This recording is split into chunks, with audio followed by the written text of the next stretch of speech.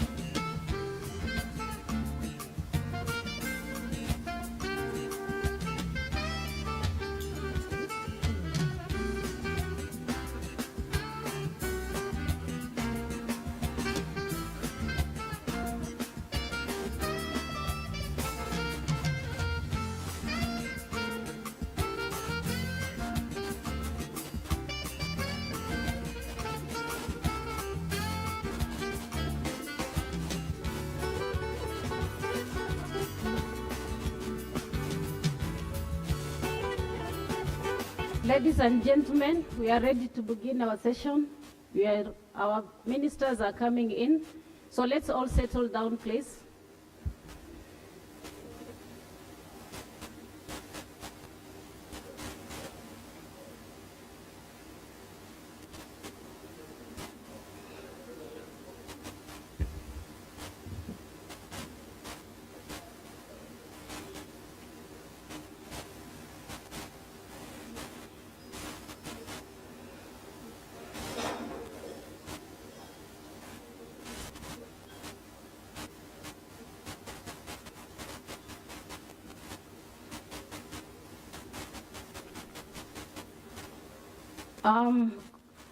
Honorable Ministers present, the Principal Secretary, State Department for TVET, Kenya, our distinguished guests, ladies and gentlemen, good morning. My name is Joyce Mwale from Ministry of Education, Kenya. I'm standing in brief for the first section for our Master of Ceremony. And to begin our session today, I would request Madam Lucy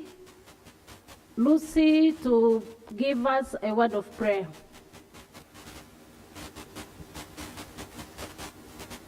Thank you. Thank you so much for that opportunity. All the delegates gathered here, I wish to greet you this morning. Good morning. Let us honor God with a word of prayer. Father, in the mighty name of Jesus Christ, we come to you this morning with humility. We thank you for the gift of life that you've given us this day. We also thank you for the journey mercies you've given us from various destinations. And Jehovah God, we are trusting you that all the programs of this day will be guided by you, Jehovah God. That, Lord, all the presentations that will be made will be fruitful because you have stayed with us, Jehovah Master. Lord, we know that this conference is not in vain. We are looking forward that at the end of this conference, we shall all be filled and excited, Jehovah Master, that we shall take a big step ahead in our innovations and skills development for the glory of Africa at large. We thank you because we know you'll keep us energized throughout this particular session, Jehovah Master. Lead all the presenters, Jehovah Master, give them knowledge and understanding and wisdom to give us what it takes to make Africa a great nation, Jehovah God. We thank you, we bless you. It is in Jesus' name I prayed and believed. Amen. Thank you, Lucy. Our ministers present. We are going to begin with session number 4.2, and the topic for discussion is countries' experience in digital skills training linked to the future of work. Our moderator this morning is Dr. Edwin Tarno, the Chief Executive Officer, Kenya School of TVET, Minister of Education, Kenya. And amongst the panelists we shall be having, we have 3 who are online, and we have 2 who are present. The panelists are 1, we have Honorable Claudette Irere, Minister of State for Education, Rwanda. And then we have Honorable Elenaone Yai Ladekan, Minister for Higher Education and Scientific Research from Benin. Online we have Ms. Shi Chen from China. We have Marisa Machado from Brazil and Dr. Fung from Mexico. So allow me to take this opportunity to call upon all the moderator and the panelists, the 2 panelists present, to come and occupy the front seats. Dr. Tarno and the team, please.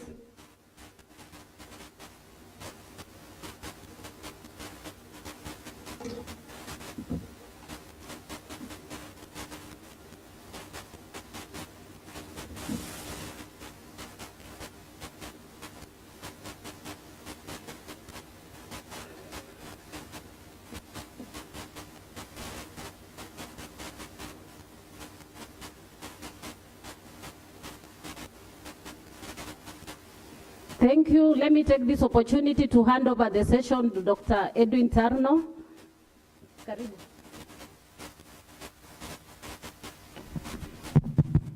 Thank you so much, Joyce, for that introduction. This is a new day again, and we have a lot to discuss. We have in front of us two ministers from two countries, and we also have online participants who I don't want to introduce again because they have been introduced. I just hope that they are online and they're actually connected. And sorry for the delay in starting this program. It was occasioned by a few technical hitches here and there. I would like to just go through the expected outcomes of this particular session. We expect at the end of this session that we will be sharing best practices and lessons learned from different countries in the efforts in digital skills training for the future of work and industrialization.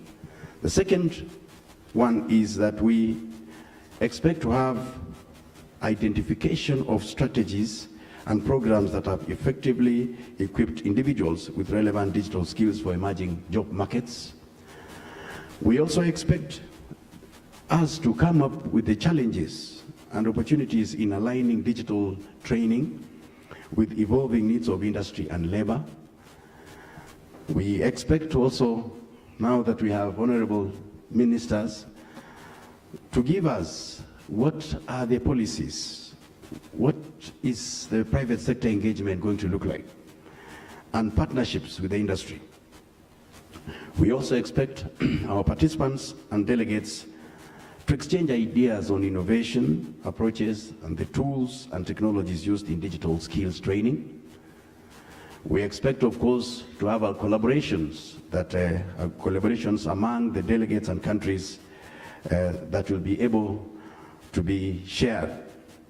Finally, we will expect to have recommendations on the action plans that will strengthen the training initiatives and ensure the workforce that is good for the digital economy. Allow me to just make a brief procedure that we will be using. We will be having panelists present their papers. We have two panelists here with us, and we have 3 online. We will be trying to make sure that we introduce each of the panelists. I will be reading their bios as they come in. Then from there, we expect to have question and answer session towards the tail end of this particular engagement. Without much, I want to also acknowledge the presence of the ministers of the 3 countries, Benin, Rwanda, and Kenya. Honorable Machogu, the host minister. We also have Assistant Minister from Tanzania, Karibu Sana, thank you. And we of course have Dr. Moria, our PS for State Department for Technical Education in Kenya. So we will start with the first topic, which is going to be done by Honorable Claudette Irere, who is the Minister for Rwanda in Education. I would like to just read her bio briefly. Honorable Claudette Irere was appointed the Minister for State for Education in August 2023. Prior to her current position, she served as Minister of State in charge of Technical, Vocational Education and Training and ICT integration in teaching and learning since February 2020. She also served as Permanent Secretary in the Ministry of ICT and Innovation. Honorable Irere, who co-founded FabLab Rwanda and served as its General Manager, previously served as Project Manager at the Private Sector Federation, ICT Chamber, General Manager at KLab, and Manager at Rwanda Online Irembo Limited. Honorable Claudette Irere acquired a master's degree in computer engineering from Oklahoma Christian University in 2013, a year after graduating from the former National University of Rwanda with a bachelor's degree in computer science. Let's have a clap for our minister as she presents her paper. I think she will be able to use that, and I think we expect her presentation to be loaded on the screens. Welcome, Waziri. Honorable ministers, dear participants and delegates, all protocols duly observed.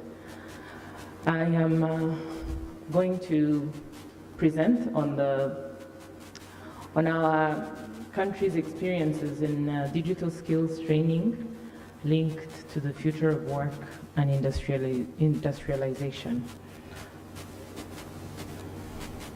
Oh, there's a bad end. First, I wanted to do a small presentation, just to give you an outlook of what our Rwandan TVET system looks like. You would think that this is a circuit board, but but I think yesterday the gentleman from Mauritius shared something, and he sort of gave me an idea, but I also talked to some of you, and you wanted to understand how our TVET system looks like.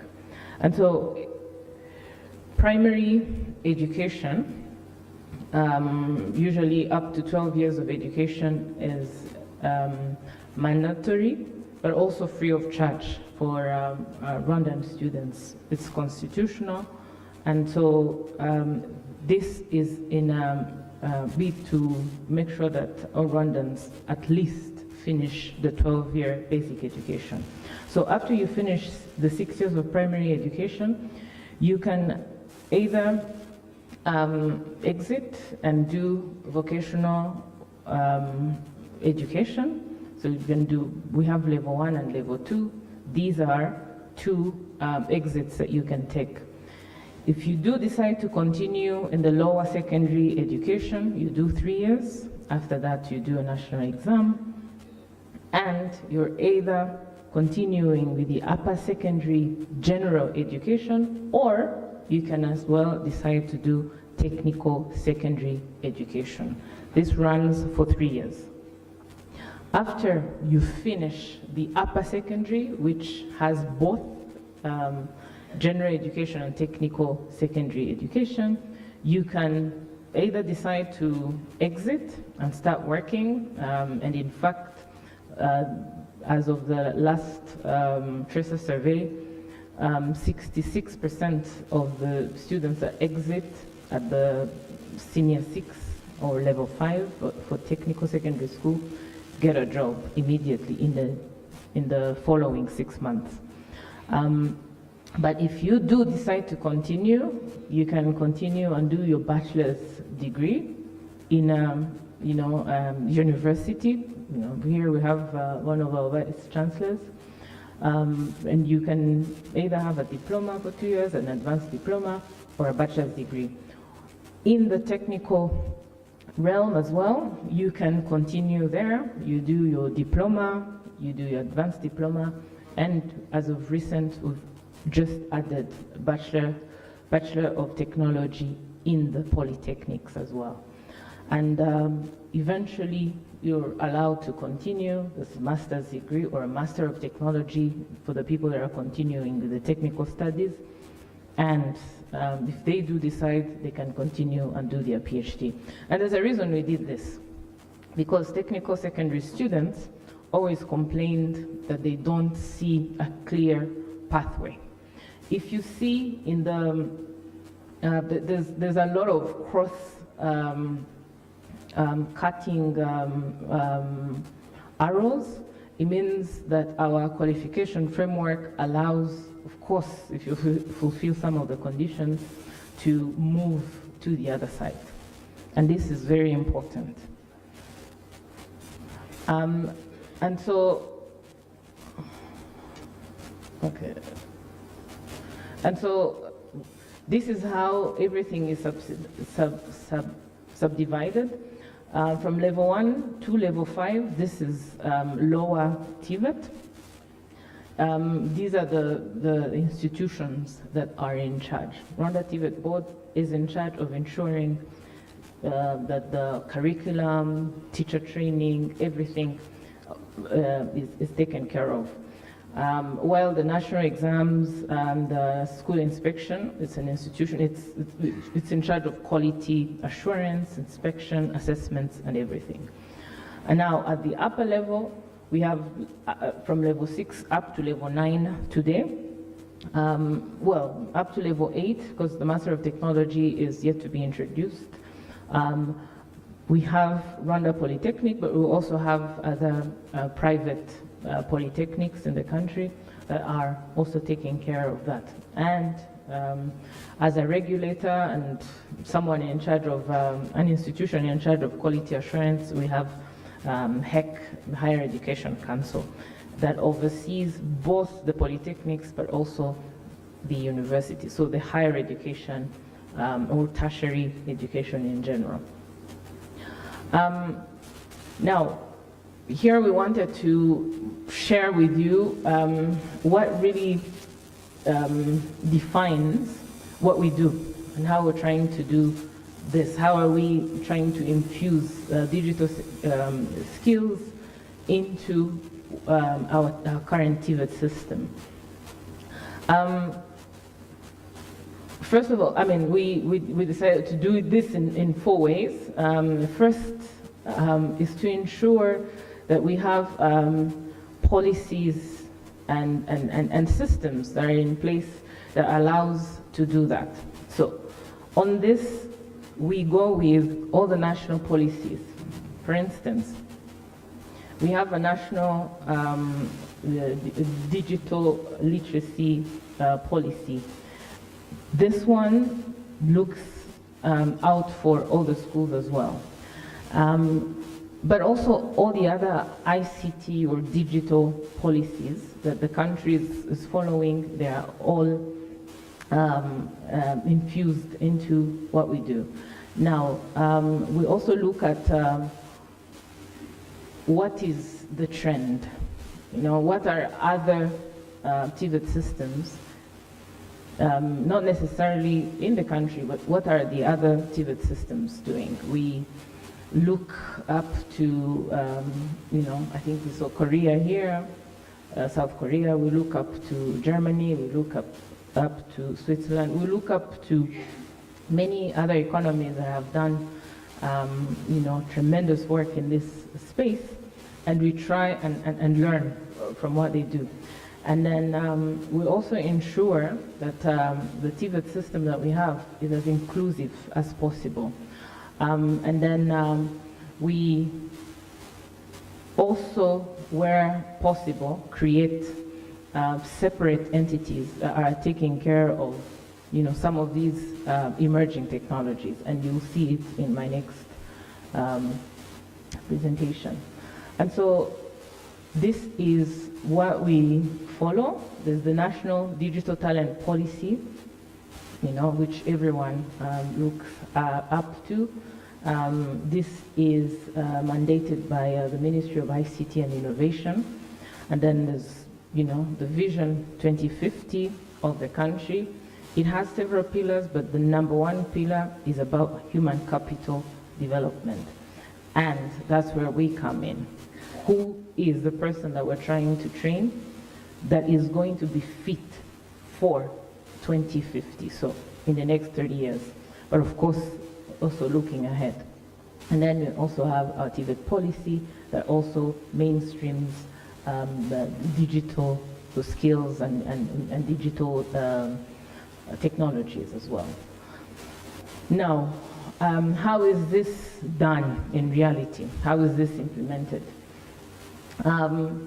First is to ensure that our training, our teachers or our trainers are capacitated.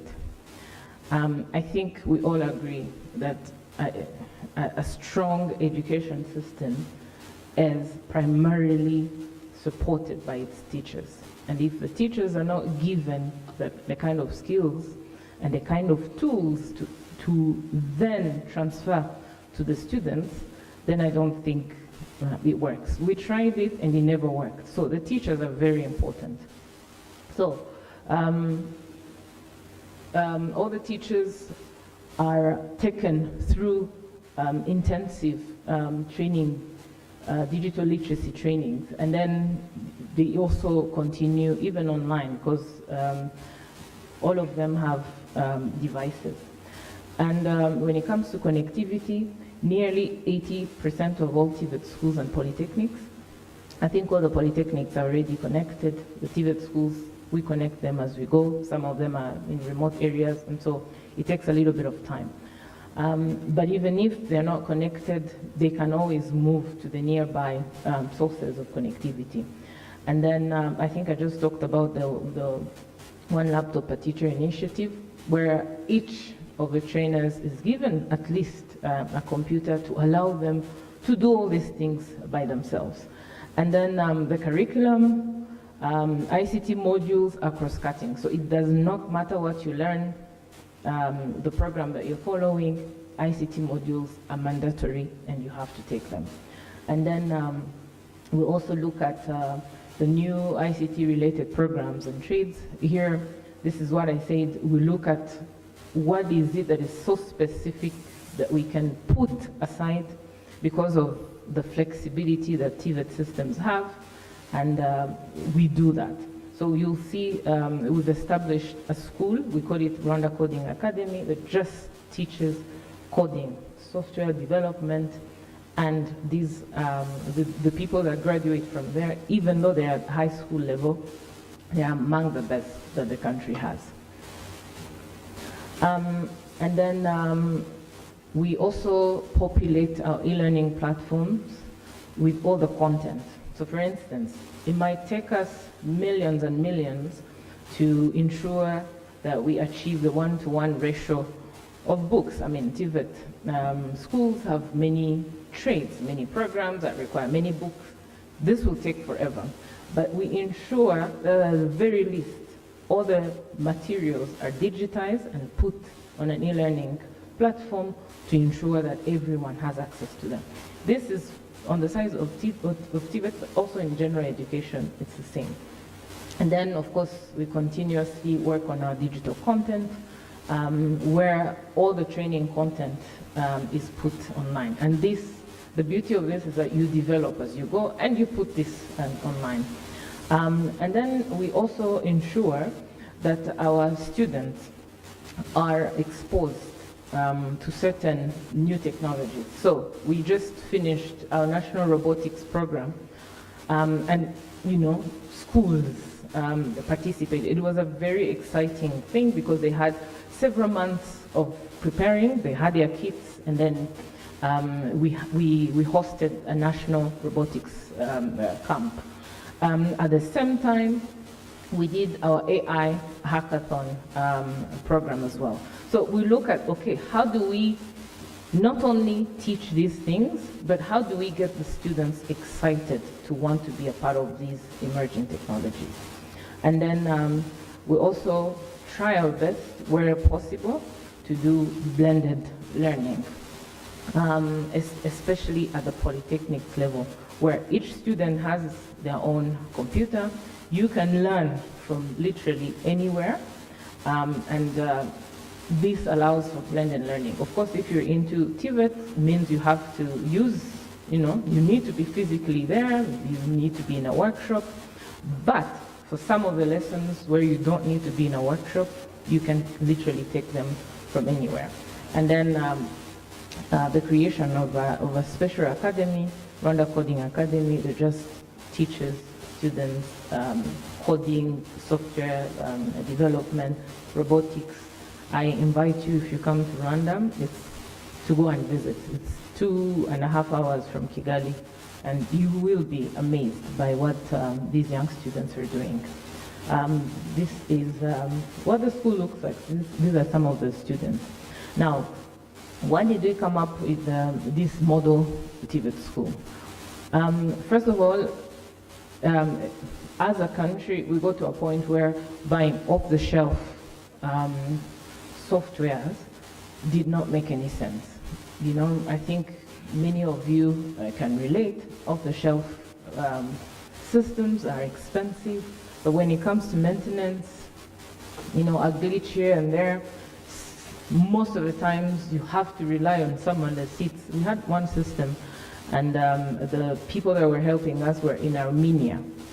And getting them to support us on a small thing was really difficult. And so as a government, we decided that going forward, we were going to develop our own systems in-house. But we needed the capacity, and we needed to start somewhere. And so we decided to create this TVET school that just teaches anything to do with software development. And the students, while at school, they work on projects. So it's really project-based. And then the vision is to produce quality and excellence in software engineering workforce development. And then we train them when they are young. So when they finish their lower secondary, they move right into the school. And then this is the applied approach and practices that they use. So like I said, it's project-based learning. So we do this all the time. We have a challenge, we want to develop something, we take it to the school. And the school uses it as part of the project-based learning for the students to start working on it. By the time it's done, 1 year in, you have your system, and the students have studied and have practiced what they want to do. It has a special curriculum, so it really takes intention to do this. And it has really a special curriculum. And then there are special programs that they follow. Of course, we support them, in a special way. And then how we recruit them is also very special. And then, of course, they are supported throughout their studies.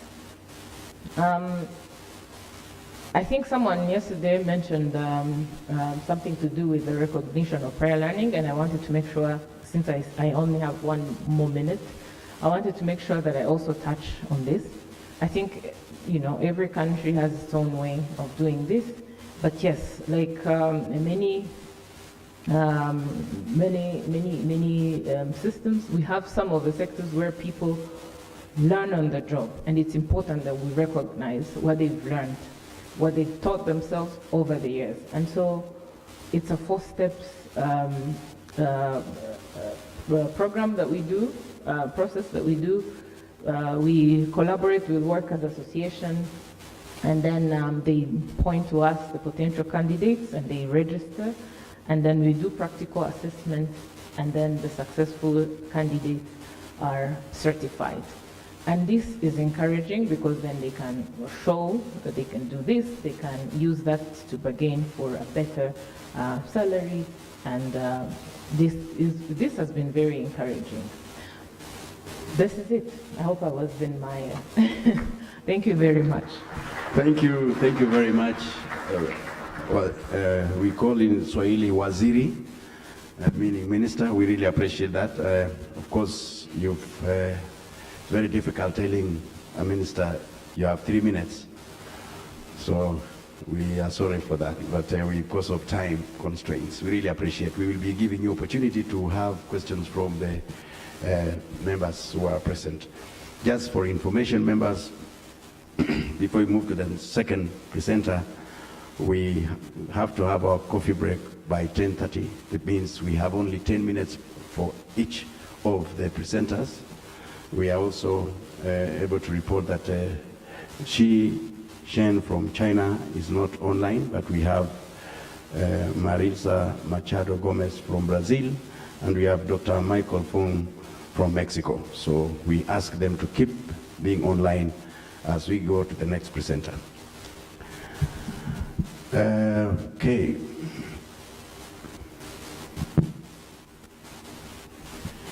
Thank you very much. Then our next presenter is Honorable Elone Yai Ladekan, the Minister for Higher Education and Scientific Research in the Republic of Benin.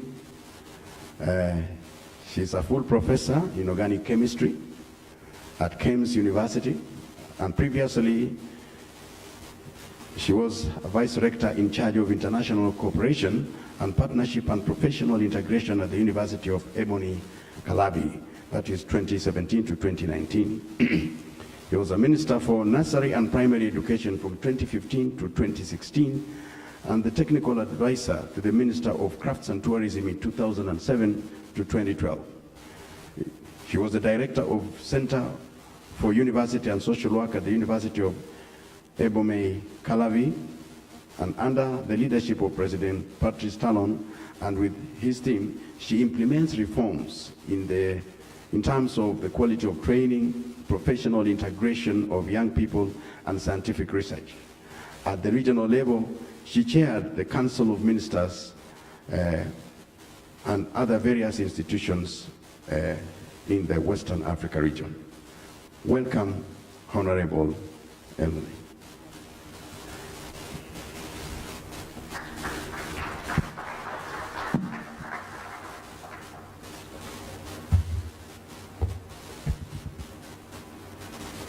French now, je vais parler français.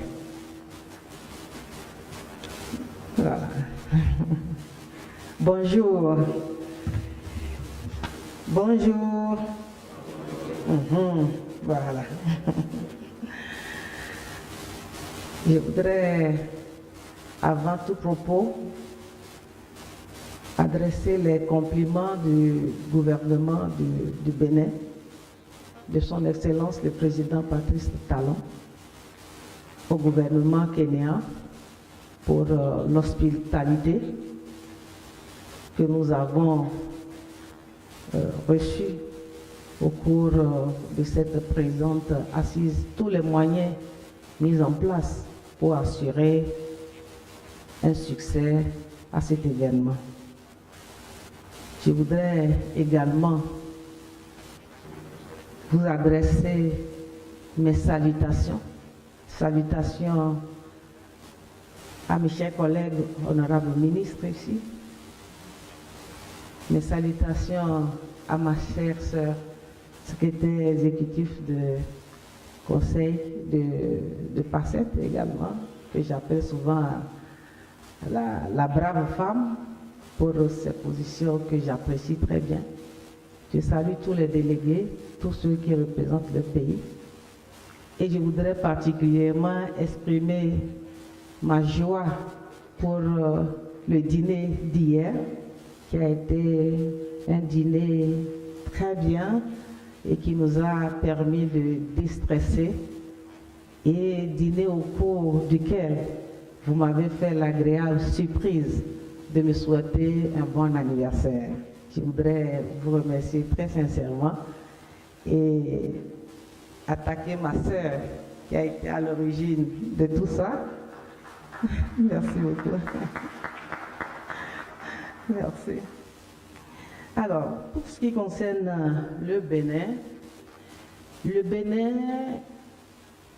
a fait une expérience et qu'il veut évidemment partager avec vous sur la base d'un diagnostic. Que veulent les jeunes? Où sont les jeunes? Où va le monde?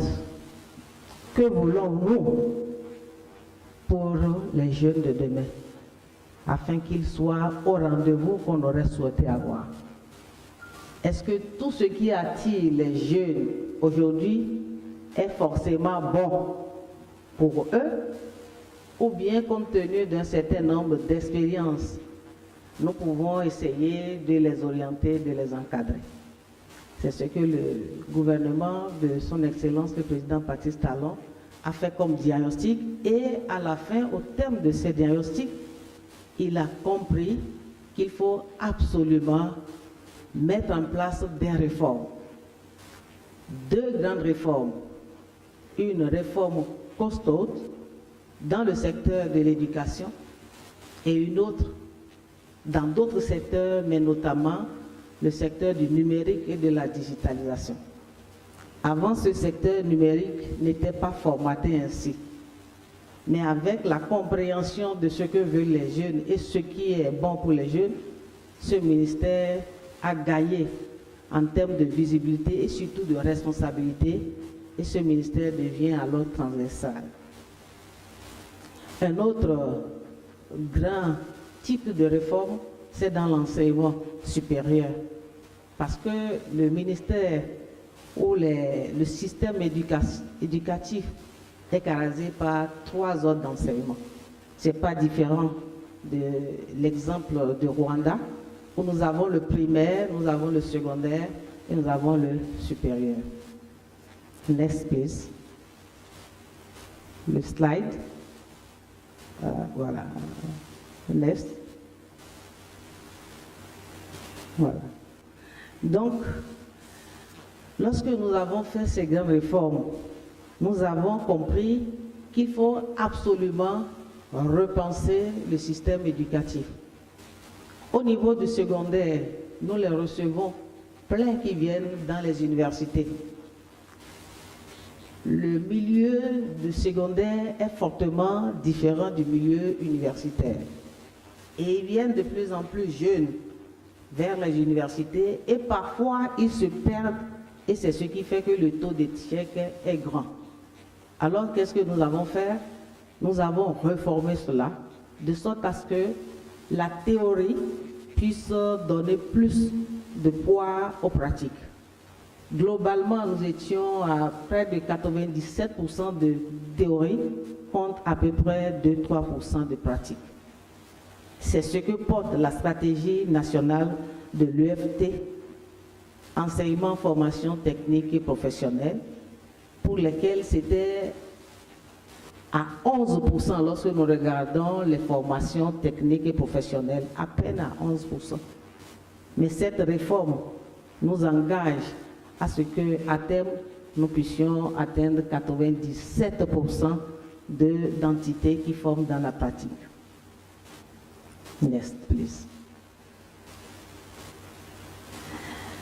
Quant au secteur du numérique, la vision, c'est de transformer le Bénin en une plateforme de services numériques de l'Afrique de l'Ouest pour l'accélération, la croissance et l'inclusion sociale.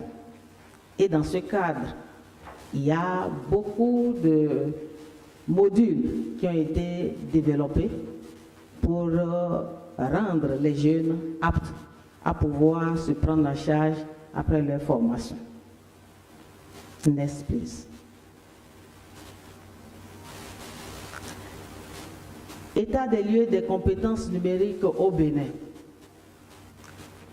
Lorsque nous regardons les compétences numériques au Bénin, nous les voyons dans les universités, nous les voyons également au niveau du secondaire. Au niveau du secondaire, nous avons plusieurs formations qui se déroulent dans les lycées et les écoles de métiers. Nous avons beaucoup d'initiatives soutenues par les partenaires techniques et financiers. Et nous pouvons déjà citer quelques initiatives. Par exemple, l'école des métiers du numérique. C'est une initiative pour former les jeunes au numérique. Cette école, à peine lancée, a déjà été sollicitée par tous les jeunes. Tous les jeunes voulaient s'inscrire à cette école alors que nous n'avons qu'un nombre limité à prendre pour la première cohorte.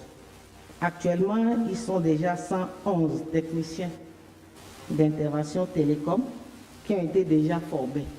À peine 1 an de formation, nous avons enregistré un taux d'insertion de 75%. Il y a des industries qui étaient là, des entreprises qui avaient vraiment besoin de ce profil.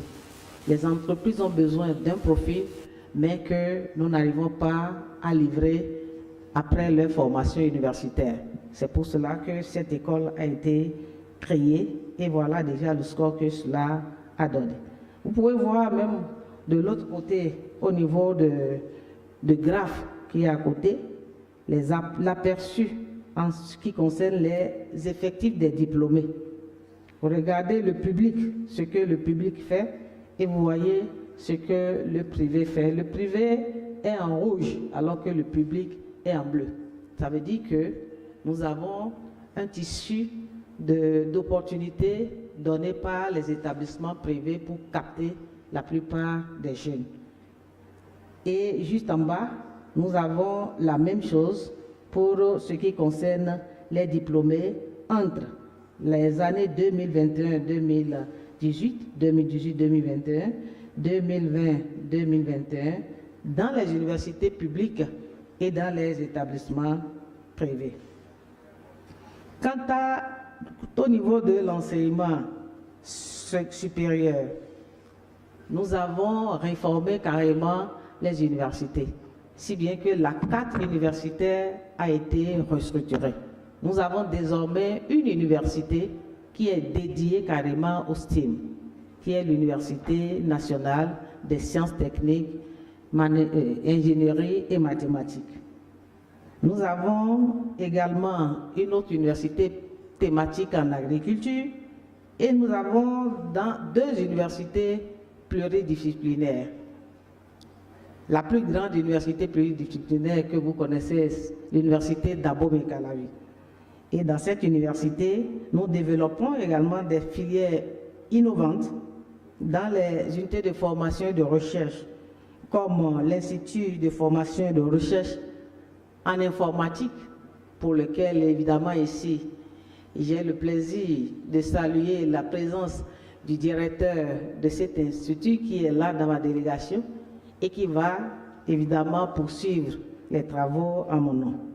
Nous avons l'Institut des mathématiques et sciences physiques et nous avons l'école polytechnique où nous formons les étudiants dans les filières telles que les génies logiciels, Internet, intelligence artificielle, systèmes embarqués, etc.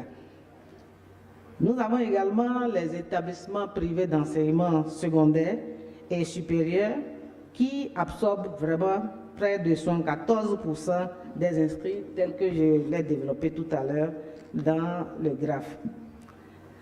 Nous avons expérimenté encore quelque chose, à savoir de créer alors une interface, un pôle de formation, de recherche et d'innovation pour les jeunes.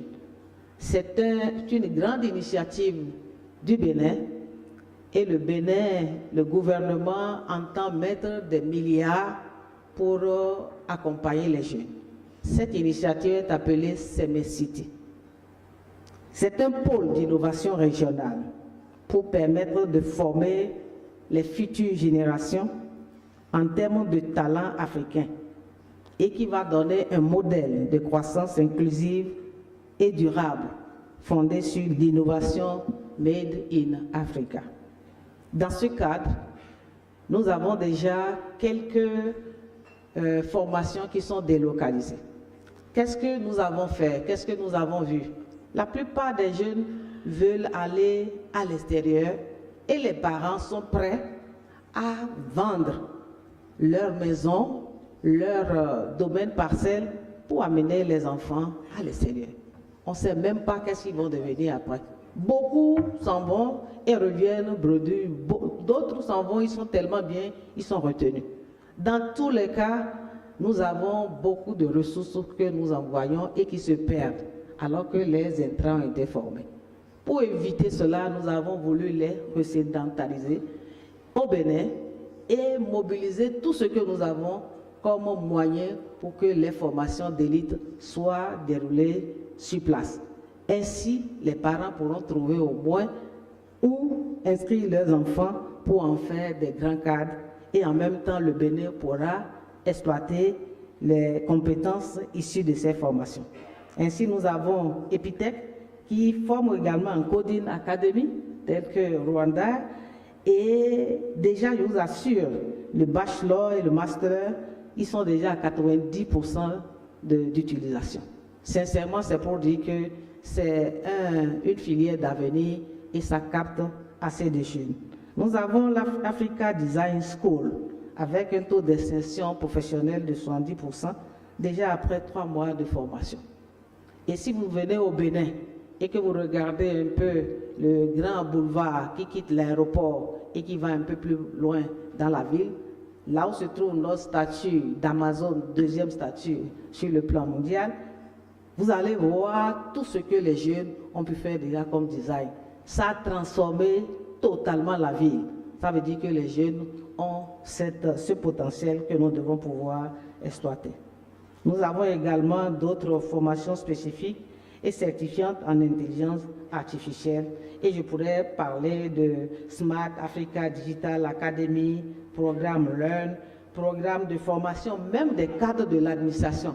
Parce que dans l'administration, nous nous sommes rendus compte que le numérique nous manque. On perd de temps simplement parce que nous avons des cadres qui ne savent même pas utiliser l'outil informatique. Nous avons mis les universités en réseau parce que le ministère du numérique et de digitalisation a mis en place un programme RBR. C'est un programme de recherche, éducation et formation qui met en réseau toutes les universités. Ce programme nous a permis de faire de grandes avancées et de donner quelques outils même aux enseignants. Nous avons découvert des enseignants qui ont besoin d'être renforcés pour pouvoir à leur tour renforcer nos apprenants. Et ainsi, parfois, nous avons des réunions au ministère et les enseignants doivent faire de grandes distances rien que pour venir prendre part à une réunion de 2 heures, faire près de 6 heures de route, 7 heures de route. Nous avons tourné cette page et nous sommes heureux d'avoir vraiment pu mobiliser un certain nombre de choses. Ness. Je suis en avance sur ce qui est là. J'ai déjà dépassé ça. Ness, please. Oh. Voilà, je suis là. Alors, donc, cela nous permet de nous rendre compte quand même que oui, nous avons besoin du numérique, mais nous avons des défis à relever. Et les défis, c'est les défis infrastructurels, les défis de renforcement des capacités, les défis en matière de mobilisation de ressources. Et ça rejoint tout ce que nous sommes en train de dire depuis quelque temps. Je suis très heureuse de partager ces informations, ces réalisations du Bénin avec vous. Et en même temps, en conclusion, dire que ces occasions que nous saluons sont des occasions réellement d'échange de nos pratiques et d'apprentissage afin que nous ne fassions pas toujours la même chose un peu partout, mais que nous puissions toujours nous compléter et créer ce monde de mobilité de nos jeunes et de nos enseignants ainsi que des chercheurs. Je voudrais vous remercier, mais en même temps vous faire l'excuse de ce que je ne pourrai pas rester tout le temps puisque cette nuit je vais repartir au Bénin à cause d'un grand rendez-vous que nous avons le vendredi matin. Je voudrais souhaiter une très bonne suite des travaux et vous dire que monsieur le directeur de IFRI qui est là va pouvoir me représenter pour la suite des travaux. Je vous remercie. Thank you so much. Thank you so much. Don't worry about the time. I think slightly more than 10 minutes is okay. I want to just take this opportunity again to announce some few issues that we need to look at. We are having speakers in Portuguese, person from Brazil. So for your channels, channel 1 is English, channel 2 is French, and channel 3 is Portuguese. So we will be moving to a Portuguese-speaking person, and I hope he is online. My people at the control. We have Mr. Marilza Machado Gomez. I hope we're able to connect. Can someone give me thumbs up if we are on? Oh, thank you very much. I think we are able to see you. That is very nice. Thank you very much. I will just introduce you to the group here who are here in live session in Kenya. Marilza has a master's degree in economics from the University of Icosa in Brazil and has spent over 25 years working in education, primary, vocational, and upper secondary education. She has worked in institutions such as UNESCO in Brazil and the Department of Professional and Technical education at the ministry in Brazil, where she held position of Director of Policies and Regulation of Professional and Technological Education, and as well as a university professor. She is currently a professional and technological education specialist at the National Department of Brazilian National Service for Industrial Training, SENAI. Welcome to the program and welcome to this conference as a panelist. We will give you the opportunity now to present your paper. Thank you.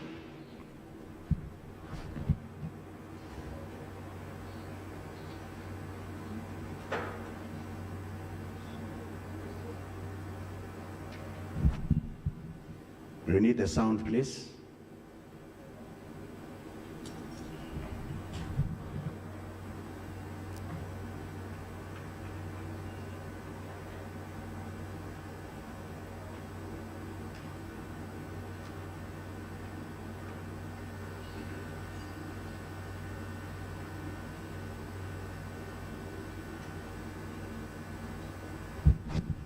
Thank you. The interpreter, please start interpreting.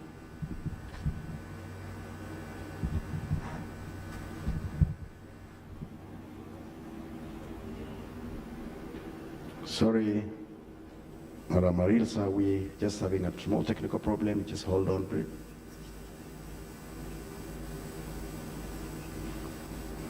Thank you. I hope interpreters are able to get the sounds.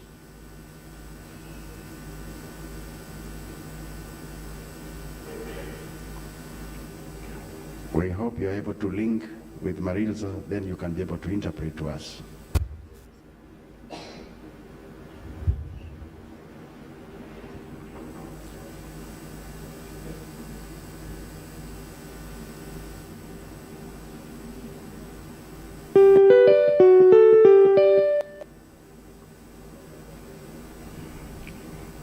Okay? Are you okay? Yes? Okay, thank you. Let's move on. I'm ready. Ok, let's start.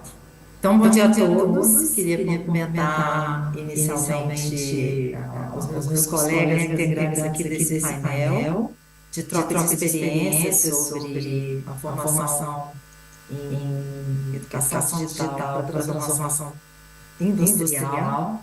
É um prazer para o Senai participar desse encontro, do sexto PASET, e gostaria, em nome do Superintendente de Educação Profissional Superior do Senai Brasil, agradecer por essa oportunidade e compartilhar com vocês esses 10 minutos um pouco da experiência do Senai, mais um olhar da concepção que vem norteando a organização da nossa instituição para dar conta de atender aquilo que está na nossa missão, que é o desenvolvimento da indústria do Brasil, e, ao mesmo tempo, com a nossa tarefa de atuar na formação dos profissionais, para essa indústria.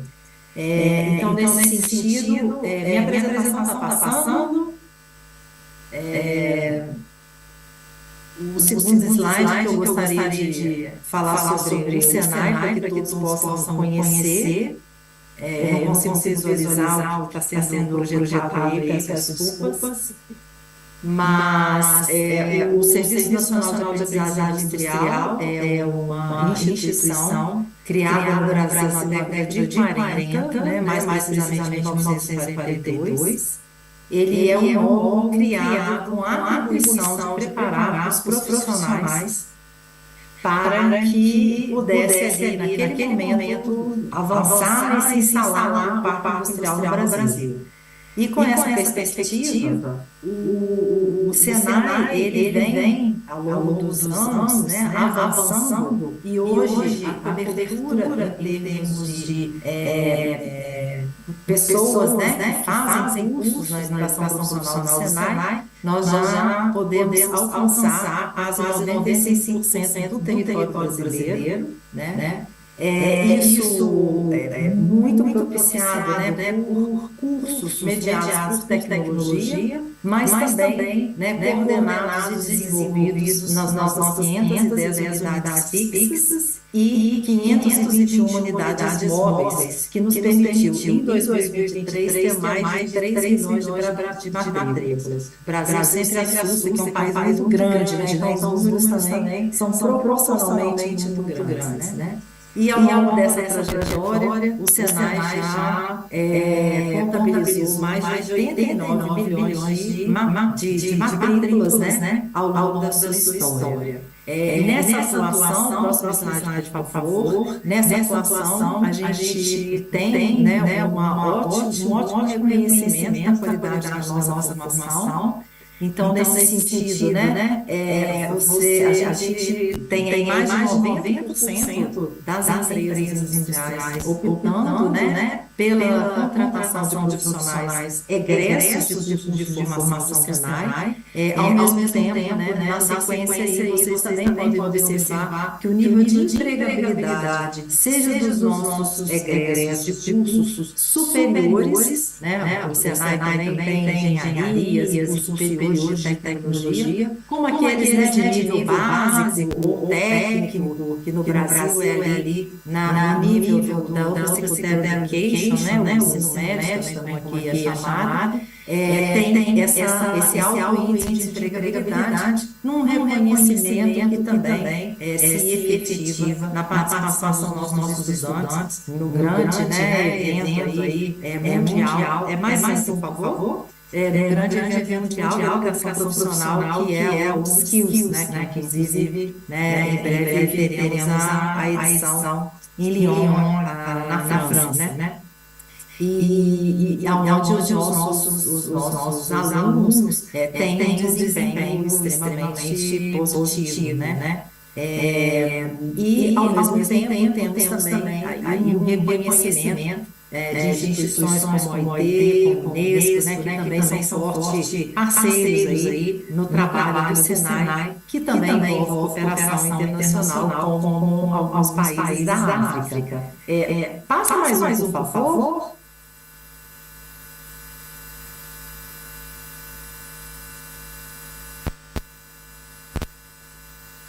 Será que me escutam? Next, please.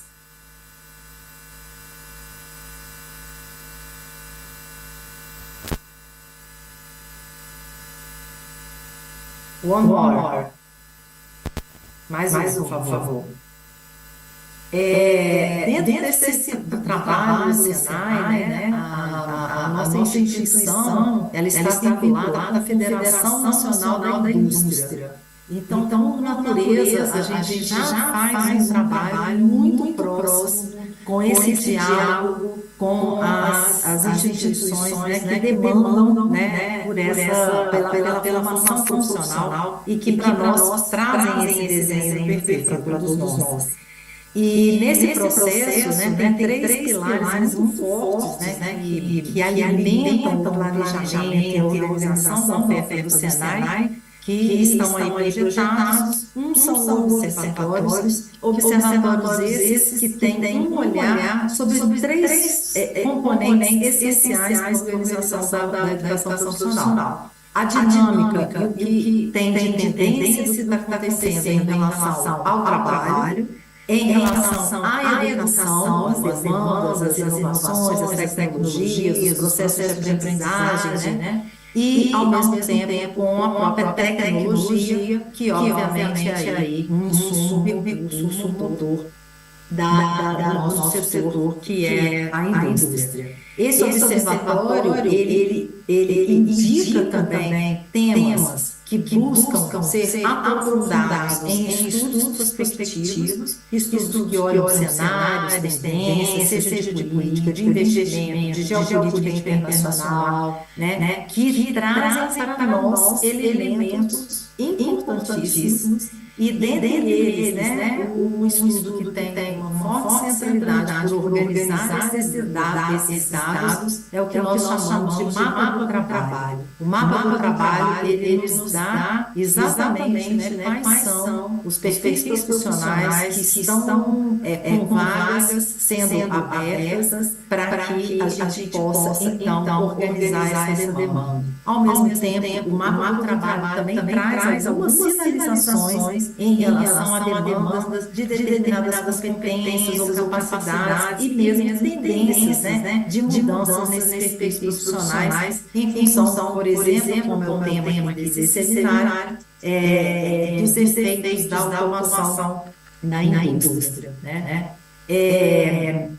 Esses subsídios acionam um terceiro pilar dessa nossa estratégia, né, de ter um portfólio de formação extremamente alinhado com as demandas da indústria, que é a composição de comitês setoriais. Então, setor a setor, em função das mudanças que são identificadas em determinada área profissional, em determinada área tecnológica, vai acionar esse comitê para que ele possa, então, debruçar sobre os perfis de formação profissional de cada um dos cursos e identificar se eles carecem de algum tipo de atualização, se há uma demanda de um novo perfil, porque aquela ocupação, ela demanda capacidades e competências que são diferenciadas, então é um novo trabalho, né, uma nova ocupação que está surgindo.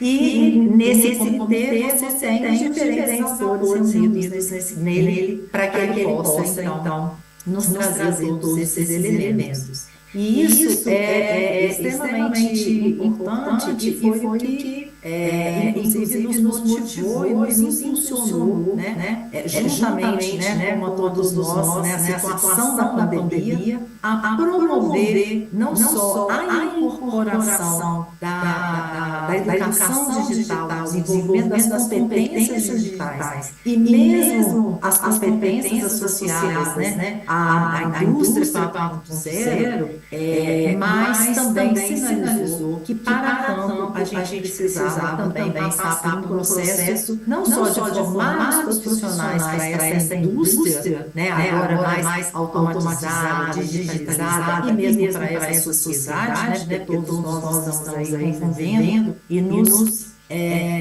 comunicando e relacionando por meio da tecnologia, como nesse momento, mas pelo entendimento de que a gente consegue, como uma instituição formadora, desenvolver essas capacidades quando a gente também incorpora nas nossas instituições essa competência e essa cultura digital. Então tudo isso transformou, né, o Senai, né, que vai passando então por esse processo, né, de digitalização, de mudança de concepção, de incorporação de tecnologias, né, por meio dessa incorporação, né, também da transformação digital e da transformação da concepção da nossa instituição. Então, isso pauta não só a questão dos itinerários formativos com a incorporação de competências digitais transversais nos vários cursos, mas também os novos perfis que nascem. Madam Marisa, please, sorry, we are running short of time. I'm just giving you an extra 2 minutes to make your conclusions. Ok. Então, nesse processo, nós tivemos aí tanto a incorporação de competências, né, digitais dentro dos cursos, como também, né, na construção de novas habilitações, o que significou um desdobramento que eu trouxe aqui dois eixos. Um para dentro, que é o que a gente chama de cenário mais digital, por favor, o próximo slide. Ele tem bastante informação, fiquem com vocês. no sentido de incorporar essa transformação e esse amadurecimento digital, inclusive no sentido de você permitir, né, que com essa nova dinâmica do mercado de trabalho, cada profissional, ele busque a sua formação de acordo com a sua realidade. Então, a esquerda, né, esse mosaico, identifica, vocês podem identificar que o aluno, ele pode escolher, né, o conteúdo da forma, a melhor maneira de aprender, né, de modo que atenda essa realidade dele, né. E ao mesmo tempo, né, o próximo slide, por favor, não só esse trabalho de transição, então, da instituição formadora, né, com essa característica de flexibilidade, e de lógica de verticalização, de lifelong learning, que pauta hoje a dinâmica do mercado de trabalho, mas também, mais por favor, uma atuação que é mais direta com a indústria. Então, trouxe um exemplo de um programa que foi concebido pela mesma, que é o Brasil Mais Produtivo, que tem como foco trabalhar dentro das empresas, na capacitação dos seus profissionais, né, no eixo de produtividade, transformação digital e eficiência energética. E hoje se transformou num programa de governo, né, que está em curso no Brasil. Bom, em linhas muito gerais, né, a mensagem que a gente gostaria de compartilhar dos caminhos que a gente vem trilhando para acompanhar a transformação digital que nos impacta. Muito obrigada. Thank you. Thank you, a clap for Madam Marinsa. We are very sorry for giving you a very short notice. I think we have also had technical problems in our section on our technical crew here. Really appreciate you all there from Brazil. I know it's a different time of the night. It's really a sacrifice for you to make sure that you're able to be with us. We really appreciate that.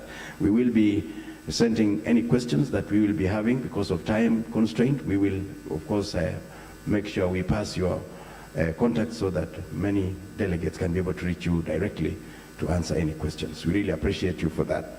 And members, because of time, we want to just give Dr. Fung. Dr. Fung is the Executive Director at the Institute of Education in Mexico. It's a leading private university that has in Latin America with 26 campuses in Mexico and 18 offices globally. He was formerly the Deputy Chief Executive at Skills Future Singapore and led the development of a comprehensive education and training ecosystem under the National Skills Movement. Because of time constraint, allow me to allow Dr. Michael Fang to be able to present his paper. And we will only give you a very short time, sir. Sorry for being the last person has always disadvantages. So we will give you around 6-7 minutes. Please try to push as much as you can. Really appreciate it. Welcome, Dr. Fung. Thank you, Dr. Edwin. Can you hear me clearly? Yes, we can hear you very well. Very good. And I'm going to share my slides. Let me know if the screen sharing is working. First off, thank you very much for inviting me to this important conference. I'm happy to share with you some perspectives related to the topic, which has become very important to many different countries around the world, including in Singapore, where I worked previously, and now in Mexico, but also in many other countries, as I mentioned. So let me share my slides. In the interest of time, I won't be able to get into a lot of details, but I hope to be able to share some perspectives that will be useful for your discussions. Can you see my slide now? Yes, we can. Okay, very good. Some full screen. There you go. All right. I think many of us are familiar with disruptions that we are facing when we think about the future of work. Clearly, the rise of technology has become very important across multiple industries. But beyond that, we also need to think about how to make our educational systems more flexible and more agile. because the nature of jobs is changing rapidly, and we're likely to have many different jobs throughout our careers, throughout our lifetimes. In the recent years, we have also seen major shifts in global supply chains due to geopolitical tensions, due to regional conflicts, and these types of disruption is expected to continue into the future. And of course, all of us lived through the COVID pandemic, and we've experienced a massive disruption to the jobs market during those times. So let me share with you in the next few minutes a little bit about what the Singapore government did in the recent years. We launched a movement we call it Skills Future, and this builds on top of decades, 4 decades of investments in workforce skills development and also developing an education system. So you can see this as a next step towards making our education system much more lifelong in nature and also much more agile and flexible. And the goal is really to achieve our vision of building an adaptable and resilient population.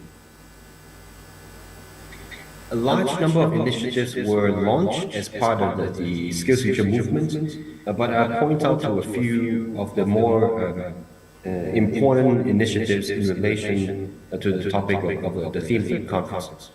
The first topic is around skills frameworks. One of the challenges is, as we think about the future of work, we need to have some anticipation of what are the new skills that are needed.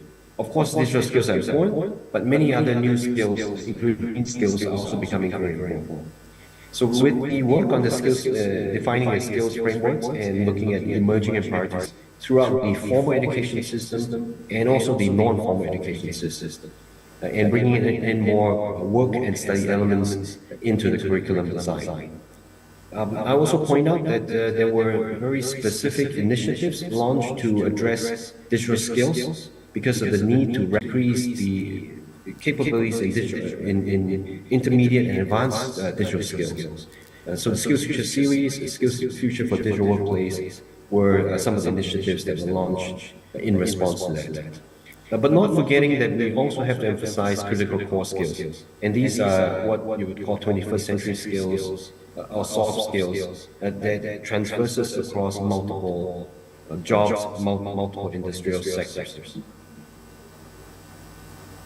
And with the skills frameworks, we created a taxonomy that allowed us to look at where are the jobs that are most impacted by some of the new skills needs. We defined 3 major growth areas in digital economy, the green economy, and also the care economy, and look at the different jobs and implications, and create and design upskilling opportunities and pathways that allows the workforce to be able to take on these jobs as the nature of those jobs shift. Let me also share with you some perspectives on other countries that we have been doing some work. I'm now based in Mexico and been looking at the skills ecosystem in Mexico and also in Latin America. One of the trends that's been favorable to the region in the recent years is nearshoring. Because of the trade tensions, more factories and manufacturing is coming to this part of the world. And this requires a major shift in the skills and the kind of talents that's needed to support the increase in investments. So this is an example of a taxonomy that's created for the automotive sector, and then it's coming to some of the learning points that we have from Madagascar to be reused in other developing countries as well.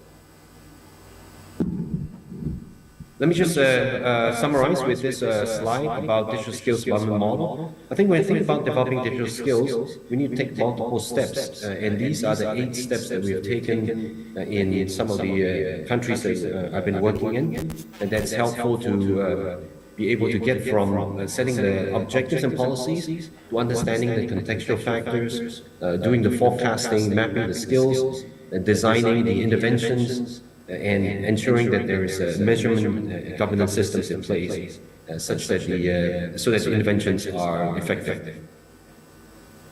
At the institute that I lead right now, at Technological de Monterrey, we work with multiple stakeholders around the world to look at transforming higher education and lifelong learning so that we can improve the lives of millions of people.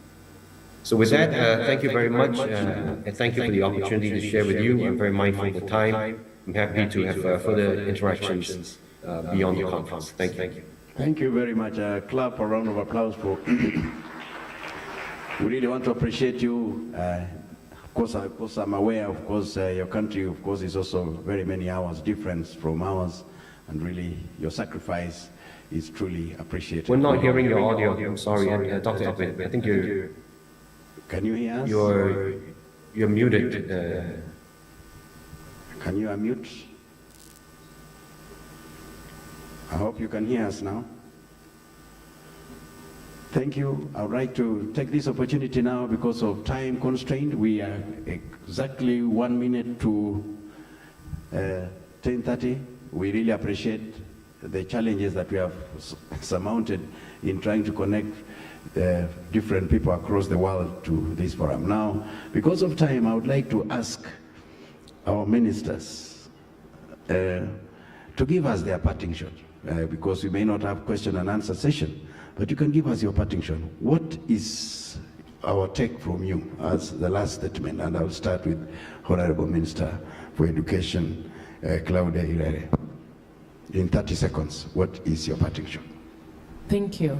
My parting words is that it's important that as we look at the TVET systems, we think of them as integral part of the entire education system. So what we do for other subsectors, we ensure we do the same for the TVET and at all levels. Thank you. Thank you very much.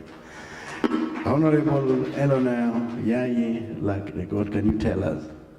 Allô? Ok. Merci. Je voudrais présenter notre engagement à soutenir ces initiatives de création d'interfaces pour les jeunes et pour nous-mêmes. Il est important à voir l'évolution des technologies, que nous puissions nous mettre dans le mouvement et dans le bon mouvement pour que ce soit un mouvement harmonieux. Nous sommes totalement engagés, on ne peut pas revenir en arrière, nous allons nous mobiliser pour soutenir PASET et PASET. This TVET education very early, which is something that most African countries have ignored for some time. The earlier children get introduced to TVET systems, the better.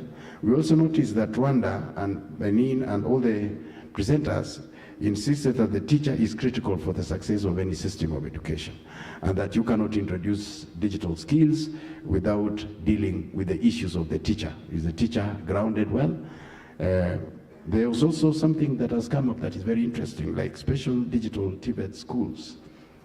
Most African countries that I've traveled to or worked with, they have the traditional system where people just go through their educational systems, and when you are doing IT in a particular place, then you're just doing the ordinary IT. This is different. We've seen Rwanda and Benin have specialized institutions that deal with digital transformation. We also learned from Benin particularly that specialized universities are also the way to go. Like you have one for agriculture. That way you don't duplicate and you don't waste a lot of resources, and having a very scattered system where lecturers, professionals are in different small units in universities. They need to be put in one place, then they are strengthened within their context. We also came across the challenges in digital transformation, and it looks like they are the same across Africa. The question of the teacher not being competent enough in issues of digital, the problems of infrastructure, the problems of digital devices, which is not very easy to come by, and in most cases in Africa is connectivity to the internet that has been an issue. We also notice that has been an area we need to look at. And then from Singapore, we noticed the question of workforce qualifications program, where you integrate the workplace with the institutions, and I think that came out very well from that presentation. We also had questions of green economy, which has become a critical component. We've seen the relationship between the economic growth and also increase in green jobs, as they call them. So we think that that is an area we need to look at, and we really appreciate all the presentations. With that, I would like to ask that we give a round of applause for all the ministers and specialists that have come to be with us. We really appreciate the ministers that have sat with us all along, and we really appreciate that. Thank you very much, and also thank you for your patience. Thank you. Ladies and gentlemen, good morning. Thank you very much. One more round of applause for the panelists and the moderator. Thanking God that I survived the flooding, hence my coming late, so my apologies once again. And I know you've forgiven me for that. So, a couple of announcements. So, for the tea break, the ministers and the PSs will go to the VVIP room, which is on my right, immediate right. The PASET Executive Board and the CEOs will go to Mara room. And then, of course, all of us will, the rest rather, will go to the different serving points. By now, you already know. Now, you know they say, work without play, make Jack a dull boy. So tomorrow in the afternoon, there is an excursion to the Nairobi National Park. For those who are interested, please fill the form at the Kenya School of TVET, which is just the first stand once you enter the main entrance. And then, of course, the pickup will be at here at Safari Park. International guests, kindly have your passports. For the Kenyans or the locals, have your ID or passports so that then that process can go smoothly. And all this has to be done by 3 p.m. this afternoon. Now, I seek your indulgence right after break, and I want us to take a shorter one. We will have the ministers led by the Kenyan Cabinet Secretary for Education, Honorable Ezekiel Machogu, who is right here. So we will have a very packed day after break, and I would really seek your indulgence, seek your cooperation. You're a wonderful audience, so therefore, I know you shall accord me that cooperation. So therefore, we are breaking now for only 20 minutes. Now, kindly, let's be back here 5 to, let's be seated 5 to 11 a.m. so that then we can have a very nice session just to listen the conversations that will be then advanced by the ministers from the different countries. Now, I would really want the moderators to really cooperate with me. The sessions, we will only have 45 minutes, strictly 45 minutes. Kindly, 45 minutes, which means that the first session has to end by 11:45, which means each of the panelists, you will only have 8 minutes or less. And it would really depend on the moderators, Katerina Ananidu, UNESCO Paris, Mrs. Yunami Dube, Senior Program Officer, AUDA, and also Kalkidan Tadese. Those three moderators, kindly let's just align. Once again, after break, we will convene here 10:55. Each session will be 45 minutes, which means we are planning to break out for lunch. It will be late lunch, 2 p.m. It will depend with how you're cooperative. So work backwards, 2 p.m. lunch. Each session, 45 minutes. Panelist, 8 minutes. I think that is clear. Thank you, and may you enjoy your tea, coffee, or any other drink that you prefer. Please, let's be back here 10:55 a.m. Kindly.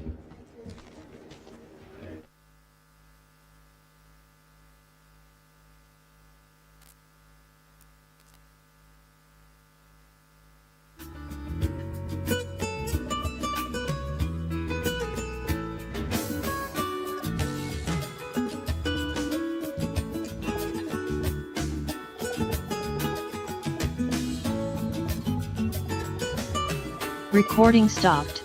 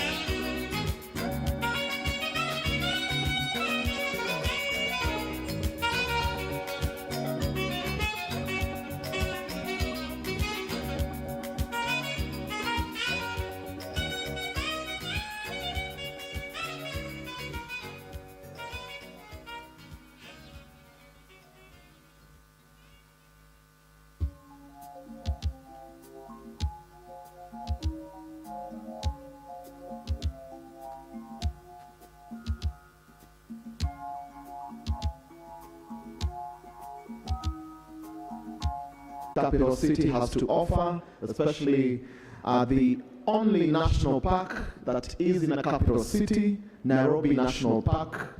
Kindly, if you have not filled the form, kindly proceed to the Kenya School of TVET stand, having your passport. Once again, kindly proceed, or at least ensure by 3 p.m. you're able to register at the Kenya School of TVET stand. The trip has been paid for, so do not worry. The trip has been paid for. There are 50 vacancies, so kindly do that. For the international guests, have passports. For the locals, either your ID or passport. Once again, for those interested, for the excursion to Nairobi National Park, kindly register at the Kenya School of TVET stand. Pickup will be here at Safari Park, and you'll be dropped back here at Safari Park. The trip will be tomorrow at 2 p.m.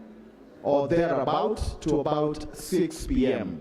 For the ministers, there is special transport for you.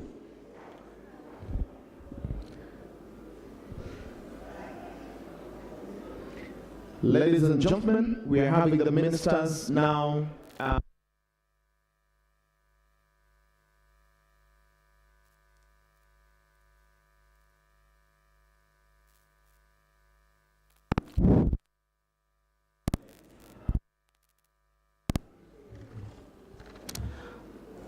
The ministers, thank you very much for keeping time. Thank you very much. So, I just want to call the following so that then we can be able to start. Sound people, kindly ensure sound levels are well. Once again, before I call, for those interested in going for the excursion tomorrow at Nairobi National Park, use between now and 3 p.m. to register at the Kenya School of TVET stand. The trip has been fully paid for. You will be picked from Safari Park and dropped back at Safari Park. Just want to ensure that the panelists for this session are around. The moderator, I have seen you, so I know you're around. Katerina, I know you're around. I have seen the minister is around. There will be a replacement for the Minister of Labor in Ethiopia, so I understand there is a representative, Mrs. Hendrina Doroba.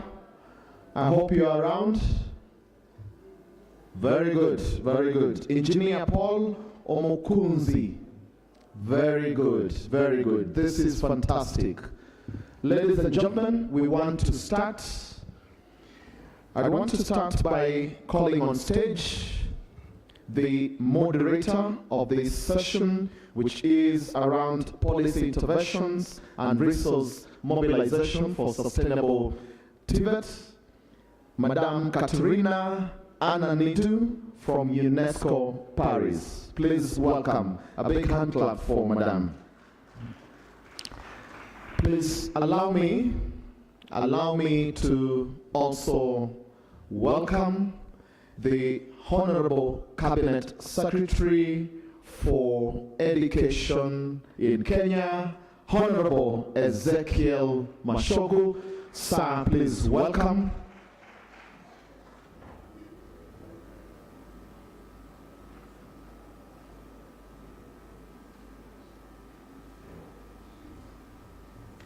Thank you very much. Next, I want to invite the representative from Ethiopia, the representative for the Minister of Labor and Skills from Ethiopia. Do we have the rep? Yes, Madam. Please welcome. A hand clap to Madam. Please feel very much welcome. Thank you very much. Next, Mrs. Hendrina Doroba, Division Manager for Education, Human Capital and Skills Development from AFDB. Madam, please welcome on stage. Thank you very much. A clap for her. Last but not least, Engineer Paul Omokunzi. Have I pronounced it well? Very good. The Director General for Rwanda TVET Board. Please welcome and thank you very much for keeping time. Over to you, Madame Katerina. Thank you. So we have 1 hour, right? Because we're starting a little bit late. I will be lenient. Okay. But earlier on I had a chat with the Minister. He committed to spending 8 minutes. So let's work with that. Thank you. Okay, please. Thank you and good morning from me as well. Thank you for being here, and thank you also to PASET and all the partners for the invitation. Recording in progress. My name is Katerina Naliadu. I work at UNESCO headquarters, and I am program specialist in the area of TVET, Technical Vocational Education and Training. And TVET is, of course, in the center of many of the discussions that we've had yesterday and that we will have also today and tomorrow. So I'm really pleased to be here and to meet many of you and to hear about how with the Honorable Ezekiel Machuku, the Cabinet Secretary for Education in Kenya, in our host country. So Dr. Machugu was appointed Cabinet Secretary for Education in 2022, and before his appointment he had a long career serving as a Member of Parliament for the Nyaribari Masaba constituency between 2017 and 2022. And since his appointment as a as Cabinet Secretary for Education, Dr. Machugu has led a successful turnaround of the stuttering up to that point implementation of the competency-based curriculum, a new system that is being rolled out at the moment in the Kenyan education system. Dr. Machugu is currently in charge of implementing sector-wide reforms recommended by a presidential working party on education reforms that was formed by the Kenyan president upon forming his government in 2022. And some of the key reforms that Dr. Machugu is currently spearheading include the implementation of a new funding model for TVET, for Technical and Vocational Education and Training, and for TVET institutions and for universities, and drafting new laws to govern the basic and higher education sector, and the writing of a new sessional paper to anchor the new education system. Dr. Machugu is a graduate of the University of Nairobi, where he studied political science, government and sociology, and due to his outstanding contributions to the education sector, the Honorable Machugu was also awarded an honorary degree, doctorate degree of the Taita Taveta University in 2023.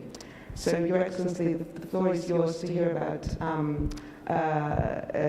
the latest reforms, and share with us all your knowledge on reforms and resource mobilization for TVET in Kenya.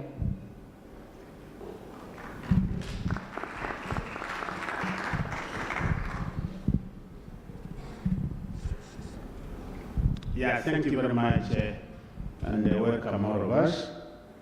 I am going to have my presentation done in 3 parts.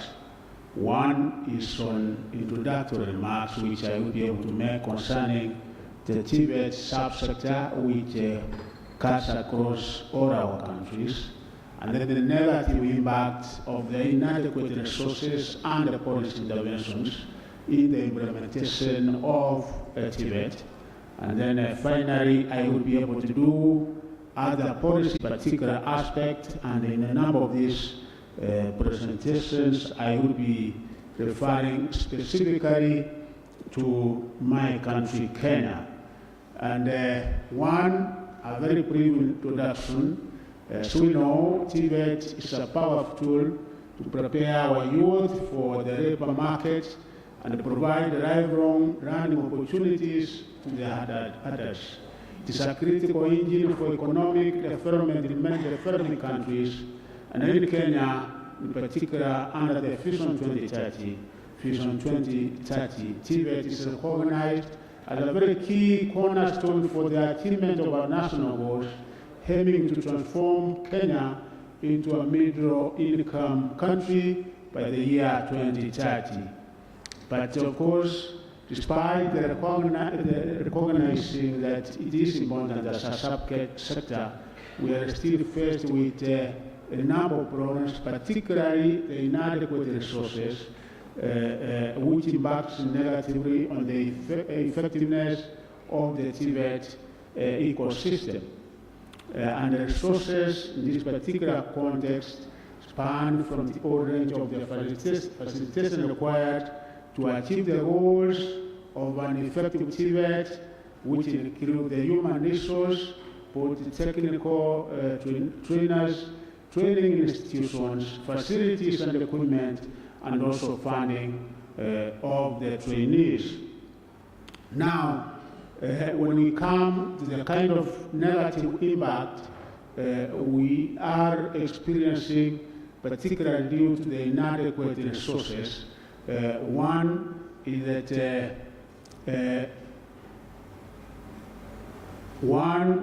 that shortage of qualified TVET technical trainers, and this has been occasioned by certain policy and strategic interventions that we are taking as a country, because in our basic education we have 100% transition from primary to secondary, which really increased the numbers of those who attended secondary and those who were able to complete their secondary education. The second one, which also really increased the numbers, was capitation, because education being a fundamental constitutional right in Kenya, we also did, where it is free and compulsory at the basic level, we also have capitation given to our TVET institutions, which also attracted numbers to kind of triple. Unlike what we had years before, there was serious replanning of our TVET institutions, because there before we used to call them as village polytechnics, but with the time we changed this particular attitude and they became very attractive. And also special needs, where we have right from our primary schools, we had to upgrade this, where we also have special needs TVETs at that particular level. The result of this was an increased enrollment of trainees in our TVET institutions, and the enrollment actually went up from 60,000 to 389,962 against the trainers who were 7,133, and of course you know the ratio which is recommended is 1 to 20, but here, because of the numbers, we have a ratio of 1 to 55. We also have issues of low remuneration of trainers. We have our very qualified trainers moving to industry and therefore quitting from being our trainers in our TVET institutions. The policy interventions we have made in order to remedy some of these challenges. One is that last financial year, we did recruit 1,300 trainers, and this year we are also in the process of recruiting another 2,000. We are also improving the terms and the conditions of service for our trainers.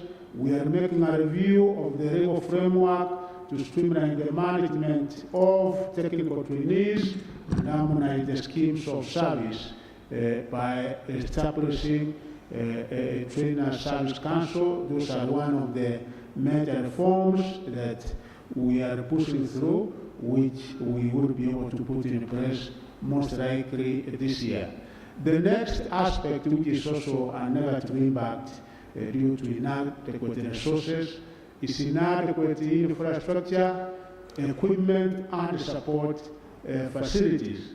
In our KCSE, like in the year 2022-2023, about 800,000 graduates.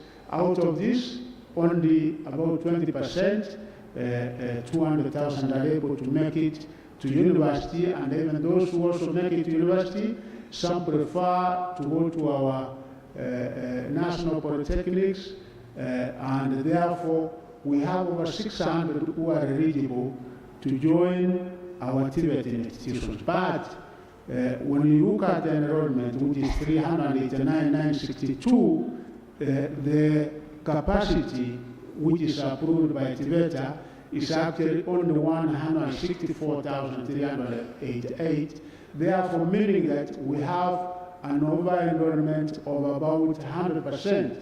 What policy interventions are we doing in order to mitigate on this?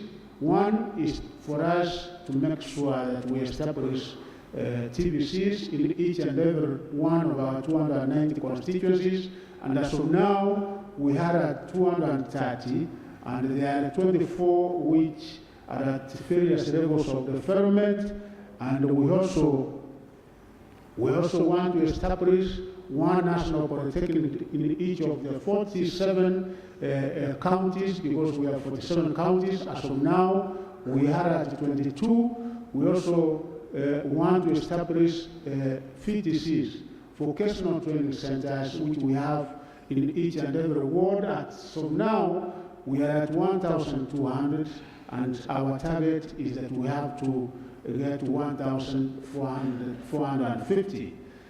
Government is also using an all-government approach, and we are combining efforts with the Ministry of ICT to provide virtual desktops infrastructure to all our TVET institutions, and I think as of now we are at around 115. Our target is that each and every one of them must have this particular infrastructure.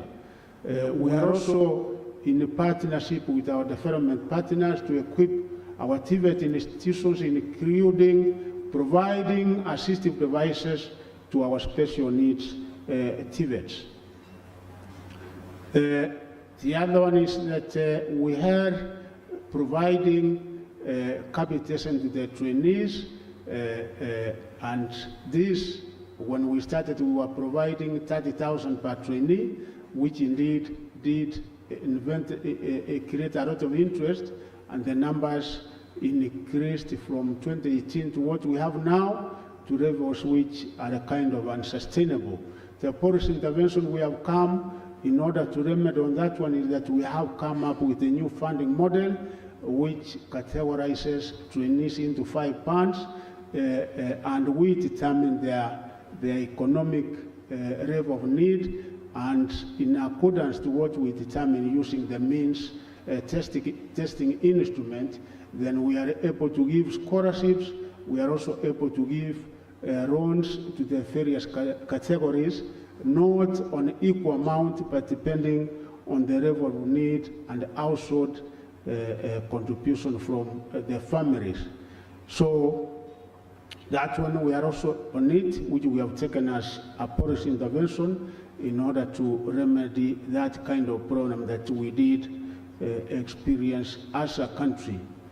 The other policy interventions which we have been able to apply for resource mobilization, one is adoption of public-private partnerships by providing scholarships and financial assistance to students. The other one is to facilitate technology transfer and knowledge exchange, support entrepreneurship and job placement initiatives, enhance quality assurance mechanisms, as well as conducting joint advocacy and awareness campaigns, and also provision of infrastructure to our national polytechnics plus our TTIs.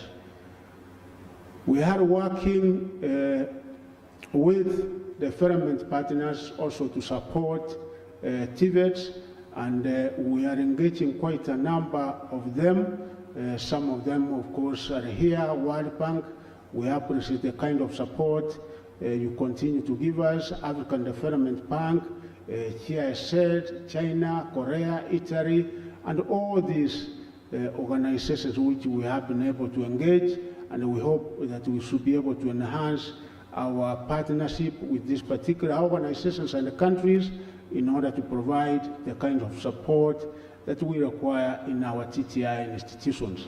Also, we have other government agencies with the resources which we are also always seeking for support, one of them being the county governments and the national government constituent development fund, which we normally cooperate with in providing resources for investment into our TVET institutions and like the infrastructure development which we are undertaking in the constituencies. National government normally gives 52 million Kenya shillings, and the CDF, the members of parliament, are able to give 10 million, which then is used for the construction of TTI institutions in each and every constituency.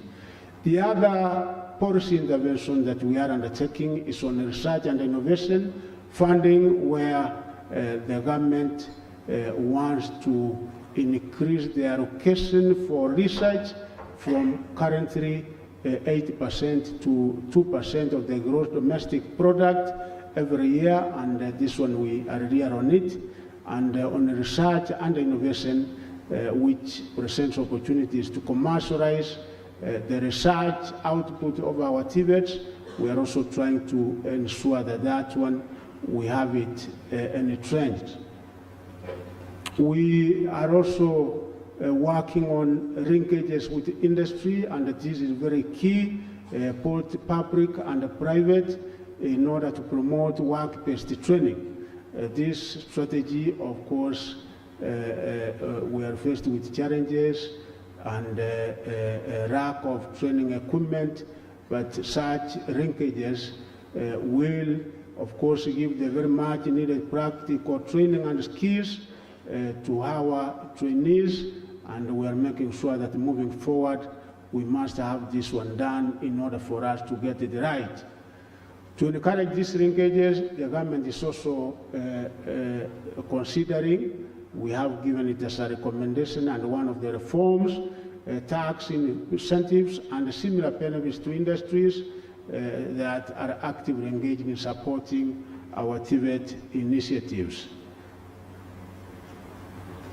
Interventions for sustainable TVET, one of them being provision of hostel facilities in marginalized areas, particularly in our arid and semi-arid lands, also introducing open a number of our national polytechnics, also the branding of TVET to eliminate the kind of negative attitudes. We are not at 100%, so it's something that we are continuously doing.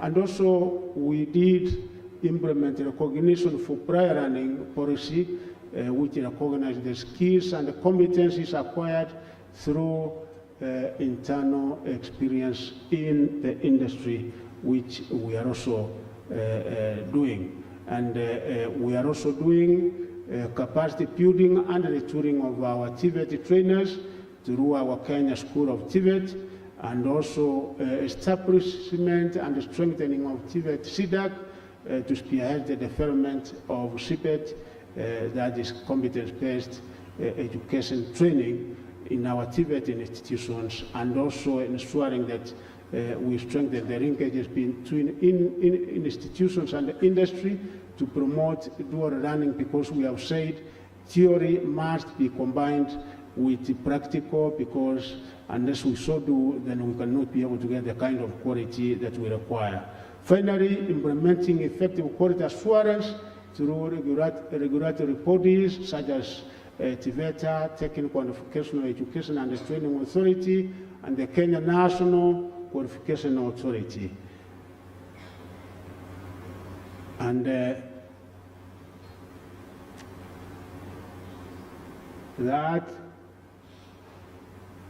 that now marks the end of this presentation, and we will be able to answer any questions that will be raised. Thank you very much. Thank you very much, Dr. Machuga, and thank you for keeping to the time and for sharing with us all the reforms that are currently taking place and all the initiatives that are currently taking place in Kenya. I think we'll move on to the next speakers, and then hopefully we'll have a little bit of time at the end of the whole panel if there are any questions from the floor. So we will move on to our next speaker now, who comes from Ethiopia. So I would like to introduce Ms. Kalkidan Tadesi, who is currently a national project coordinator for ISTRIP in Ethiopia. So we heard about the project ISTRIP yesterday. Her professional background focuses in education, public finance, project management, governance, and audit. And she brings extensive experience from various sectors, including public, audit, pharmaceuticals, agriculture, logistics, and development. She has, her expertise also spans the areas of finance, project management, and governance. She has experience both in regional and international context, but particularly within the Africa region. Ms. Tadesi is committed to excellence, and she has a passion for making a difference through her work in working with in a collaborative manner and collaborative ventures. So, Ms. Tadesi, I would like to give the floor to you to talk to us about the Ethiopian experience on TVET. Thank you, Catherine.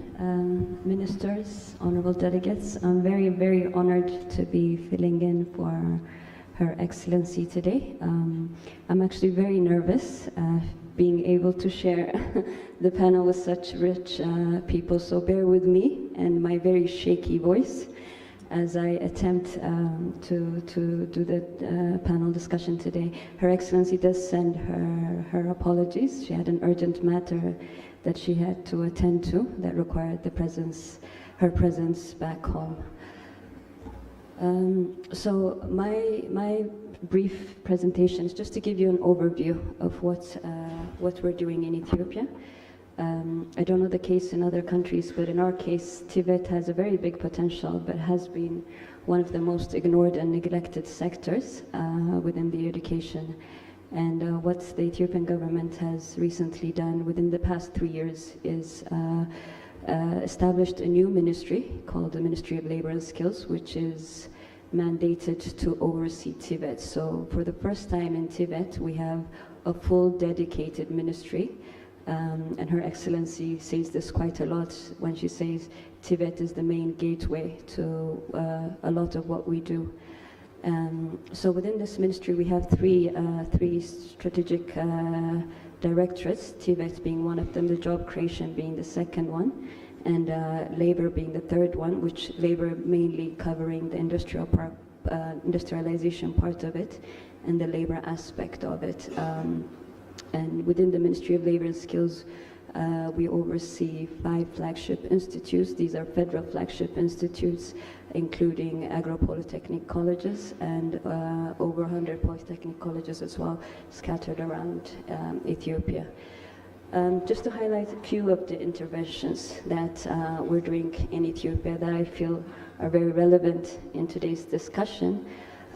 One of them is the East African Qualification Framework that we have been working closely with our counterparts in Kenya and in Tanzania. Now this has taken quite a lot of work, but we're happy to say between the 3 countries we've come up with a strategic document, a harmonized qualification framework where Ethiopia, Kenya and Tanzania, we agreed on the TVET qualification framework. You met my colleague, Dr. Joseph, yesterday from IUCA, and they've taken on the task and saying, while it's good the 3 countries were speaking one language in TVET, why don't we extend this even further, right? Since we're all talking as a one continent. So the IUCA have taken a bold step in ensuring additional East African countries are also included in this TVET qualification harmonization process, and our member countries in IGAD as well, right? So especially with the East African community, if Kenya and Tanzania are aligned with this qualification framework, there's no other reason why the remaining East African countries also cannot join. So this is one of our biggest accomplishments, something we're very proud of, and IUC is taking this along to expand it further to neighboring countries within the Horn as well. Oops. Second innovative interventions that the ministry is taking on is with the zoning and differentiation strategic activities. What we're basically doing is, since the establishment of the ministry, rather than having a scattered approach to what the polytechnics are working on, one of our flagship institutes, and we've got colleagues from there as well, the Federal TVET Institute, they did an extensive study in identifying our polytechnics, the area they're situated in, the economic opportunities they have, the geographical landscapes and other factors to really identify what areas they should be focusing on, right? And then what you see, when we talk about TVET, we can't talk about TVET without the industrial parks as well. So based on the location of the parks, on what their area of focus is, we've established a very strong strategic document to ensure that the polytechnic colleges are focusing on a specific area, right? For the Ethiopian government, they've identified 5 priority sectors, and within those 5 priority sectors, which area should be working on mining, which polytechnic should be focusing on agriculture, ICT, tourism, and whatnot. So this has really shaped up the TVET sector. At least we have a more structured and a more focused approach in all the things that we do. I won't say much about greening. I think this has been talked about quite a lot within today's and yesterday's session, but this is also within our new TVET policy. This is one big focus area, so we're taking it a step further. Greening TVET beyond making the Polytechnic campus green, but actually including it in our curriculums, in our workshop, machineries, and bringing in the culture of greening TVET as well. Another intervention that the ministry is strongly working on is the digitalization aspect of TVET, right? So as a country, we've endorsed an action plan, and within that detailed action plan, TVET plays a very critical role, right? So we have our digital skills framework in place. Within that, the curriculums and the online courses and the blending learning and whatnot is something we're taking a step further with. My favorite one issue that the ministry is strongly working on in collaboration with the World Bank is, while we're talking about digitalization, infrastructure supports is critical for our polytechnic colleges, especially those that are outside the capital city. So within the 100+ polytechnic colleges, at least 50 of them as of today have been equipped with high-end ICT infrastructure, so that when we do endeavor on our digitalization journey, they have the basic infrastructure in place, right? So for me, I'm not an ICT person, so I don't know what campus LAN is, HQ LAN, but I hear it's very important if you're talking about ICT. So we've had, within this past 3 years, with the support of World Bank, we've had a successful implementation of ensuring 50+ polytechnic colleges have full-end ICT infrastructure, and then as we go forward in the years to come, to ensure that all polytechnic colleges have that infrastructure in place. I'm going to finish with the last innovation, resource mobilization intervention that the ministry is undergoing. Within the new TVET policies that we have in place, TVET financing strategy is one of the key pillars that we have drafted. And we're currently in a consultation especially with the private sector and key stakeholders. But within this TVET financing strategy, what was said earlier with resource mobilization, this is one aspect that we're taking in Ethiopia. The first 3 instruments, the skill levy tax, the cost sharing scheme, and the income generating activities, are the top 3 financing instruments that we're trying to implement.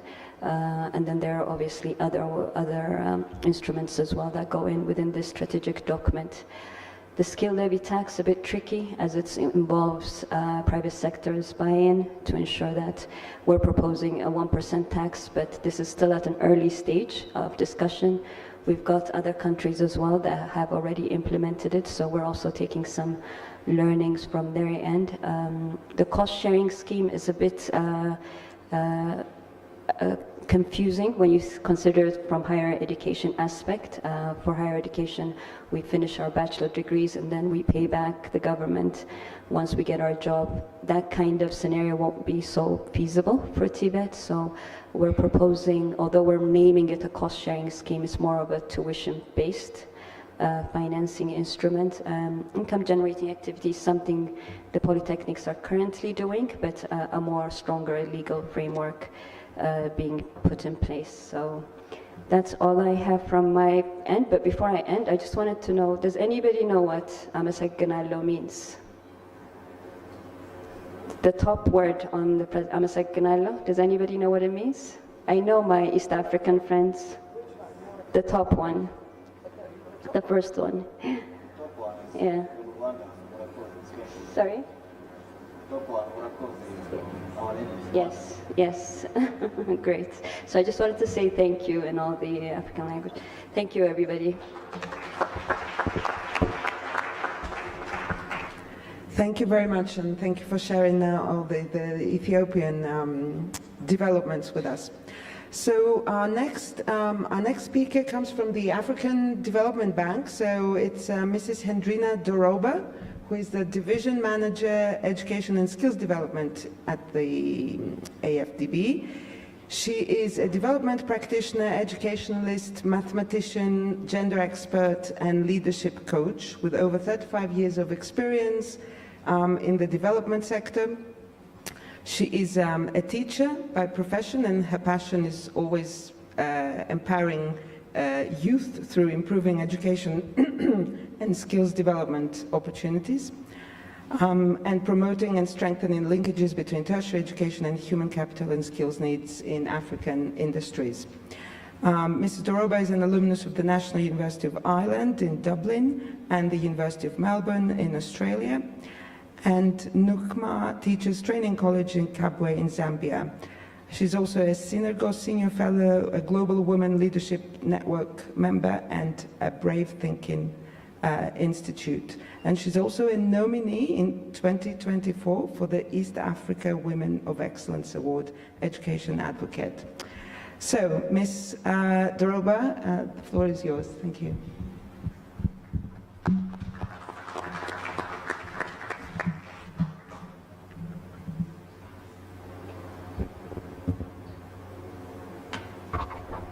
Thank you so much. I don't know if my present, yeah, okay.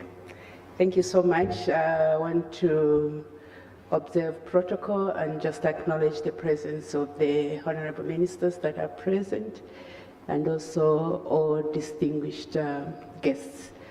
It's a pleasure to be here, and we want to appreciate PASET for inviting the Africa Development Bank to be part of this conversation. I think for us, this is our strategic focus, and therefore we have a lot of interest in understanding what is going on in the space in terms of technical vocational education, but also to just appreciate the efforts that governments are making to make sure that we provide the technical vocational that is meaningful and also contributing to the industrialization of our own continent. So thank you so much. My presentation, I know I was given 3 questions to respond to, and so I'll try and respond to those 3 questions. But before I do, I just want to emphasize that as Africa Development Bank, the skills for employability, productivity, action plan actually guides the way we engage with governments in making sure that we provide the support that is needed for the government to push the agenda of technical vocational education, but also the agenda within the higher education. However, we are very strategic in that we don't take everything that is in the TVET, neither do we take every issue that is in the higher education.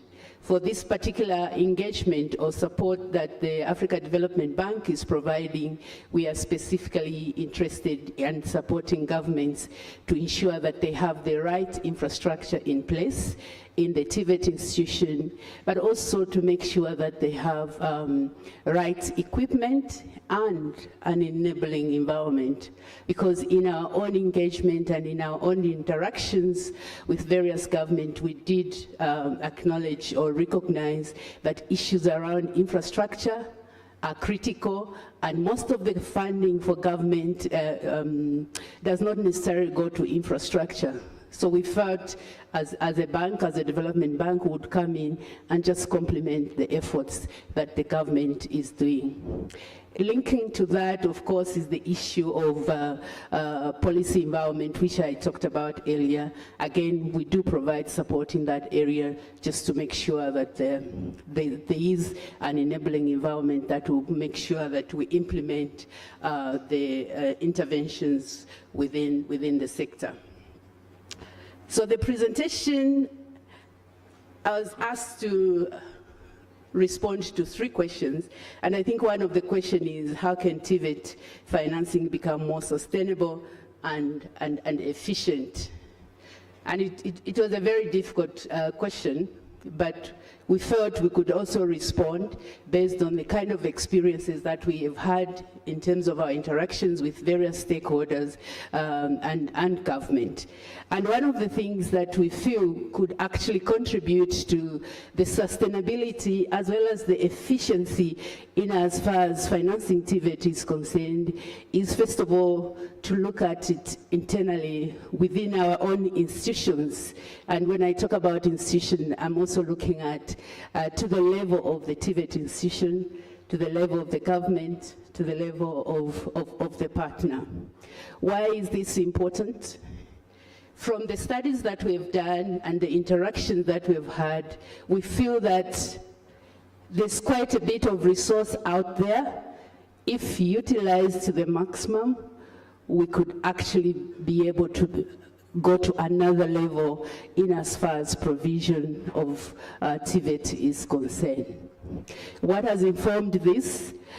If you just take an example of country X, and I would not want to mention which one, but I'm sure each of the countries would look at that, you'd see that there are a number of interventions in as far as TVET is concerned in those countries.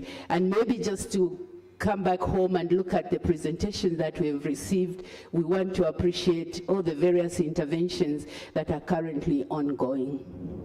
But the issue also is that some of these interventions are very fragmented, and a lot of investment is actually going into that.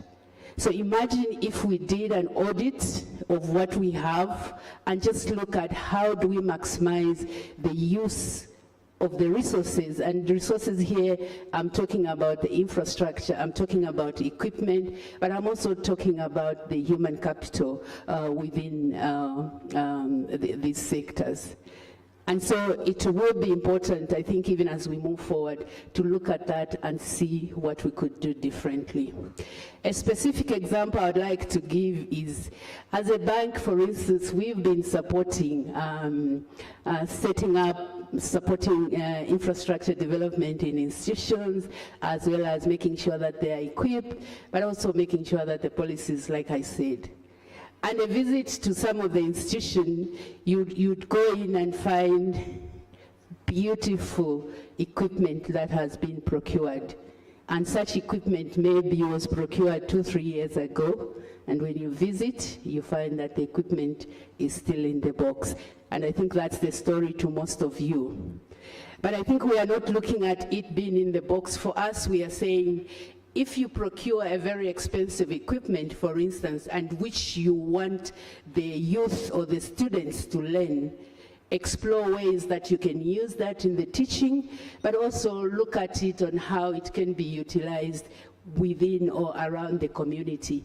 And I think we also have very good examples where TVET institutions have actually maximized on that. And there are also other institutions that have done nothing. So for me, this platform is a platform where we can learn from each other and just see how do we maximize on what we have and just make sure that we are contributing to the kind of transformation that we are talking about. So that's an important thing that I would leave out and just request people to reflect on that and see how they can do things differently. The other one, and I'm not going to talk much on this, is harnessing or building the strong public-private partnership. In our action plan, where we are saying we are supporting governments to make sure that they have the right infrastructure in place, one of the policy interventions that we are looking at is exactly the issue of public-private partnership. This is informed from the fact that we acknowledge the amount of resources that government is actually providing towards the TVET infrastructure. But we are also aware that the beneficiaries of the outcome or the output of the TVET infrastructure are the private sector. So how can we strengthen that to make sure that the private sector does contribute to what is going on within the technical vocational institution, not just to be part of the curriculum review and curriculum development, but would like to see more engagement. Even when we are investing into infrastructure, we want to see a situation where private sector would come into a TVET institution and say, we are going to adopt the equipment in this area and we'll be responsible, we'll support the maintenance and we'll make sure that any updates on this is provided and we support the students to learn. Things like that we believe would contribute to sustainability. The issue of ICT in TVET, I think that has been discussed quite a bit. I will not spend much time. But one thing I want to emphasize there is it's not just digital skills, but I think we also need to go beyond and look at how do we capitalize on the ICT to be able to teach TVET visually. A lot of animation and all other things could be done. How do we equip our TVET institution to allow that level of engagement so that even those that are not able to get into the space that is available, we are able to accommodate them. Strengthening management model at TVET, this particular one, we are looking at it even at TVET institutional level. At policy level, I think that is covered, but at institutional level, we could do more. And building on the example that I just gave, imagine if we improve the ownership and accountability at TVET level and just ensure there are systems that are pushing the management to make sure that they maximize and use the resources which they have available. The other question I was also asked to look at is, what are some of the policy measures that you feel as Africa Development Bank would actually contribute to accountability and transparency? Some of those have already been highlighted, and I think I spoke to them in my first slide. The issue of performance-based and need-based, I think one of the speakers this morning has talked to that, so I will not go into that. But from a broader perspective, I think we are looking at putting in place policies that will ensure those institutions that are doing well are funded according to the results that they are producing. We've had examples of institutions that have very strong relationship between the institute and the private sector, and they are doing amazing work. They are doing research, they are building on the research to make sure that whatever the students are doing is informing the changes that are happening within those industry. Why can we not profile such and share, because we believe that could help others to look at the way they are performing differently.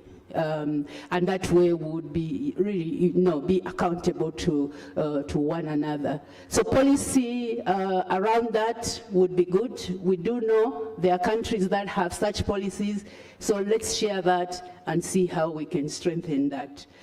Ownership, I've talked about that. Coordination among funding partners, I think that's another thing which is important, and I want to speak to that because we are part of the funding partners. One of our own experience again is would come in and say, okay, for Africa Development Bank, this is what we can support. A World Bank would come in, I don't know if my colleague is here, would come in and say, okay, for World Bank, that is what we can support. I think one of the conversations we are having is, if we want to have impact, if we want to work better, how can we coordinate ourselves also to make sure that when we are approaching government, we have a shared understanding of what it is that we are doing as Africa Development and what other partners are doing, so that we minimize duplication, which I think we've been trying to do. Whether we've done it well, I think you are there to judge, but it's something that we can look at and see how we can strengthen that. But more importantly, in terms of policy measures, I think it's important for governments to just stand up and say, okay, these are the resources, these are the partners, and this is our agenda. So if you want to be part of us, follow this agenda or contribute to this agenda. We've also seen situations where us as the development partners, sometimes we have our own agenda and we want to push it. But I think we want to see a situation where governments stand up and say, our priority areas are X, Y, Z, and build onto that, so that we have consolidated impact in as far as development is, TVET development is concerned. Lastly, I was also asked to say, what are some of the lessons that you have learned as Africa Development Bank in supporting TVET projects? Because it's our big agenda and we are doing quite a lot in different countries. I think for the countries that are here, almost in each of those countries, we are providing support. What is important to mention here is our support, of course, is directed to governments, and so we look at the priorities of the government. The issue of infrastructure is something that we have learned, and I think that's why even when we're doing our action plan, we had to relook and say, how do we prioritize and make sure that we support government in that area? So the issue of funding infrastructure is key and has been on our priority list, and this is informed by the learnings that we got out of that. Thank you. Innovative financing mechanism, again, I think I've heard that this morning, so I'll not talk to that, but that's one thing we've learned, that yes, we do acknowledge the financial gaps, we do acknowledge the efforts that different partners are providing, but we need to be creative, we need to be innovative if for sure we want to strengthen or transform TVET. The issue of strengthening linkages between industry, that has been mentioned, and I will not talk about that. But more importantly, I think it's just to highlight that every government should really give TVET as a priority, because where we are moving to, we need middle skills, we need high skills, we need research skills to be able to transform this continent. So for us, I think there are so many lessons that we've learned, but with the limited time, I'd want to just appreciate, and we'll be happy to answer any question. Thank you so much.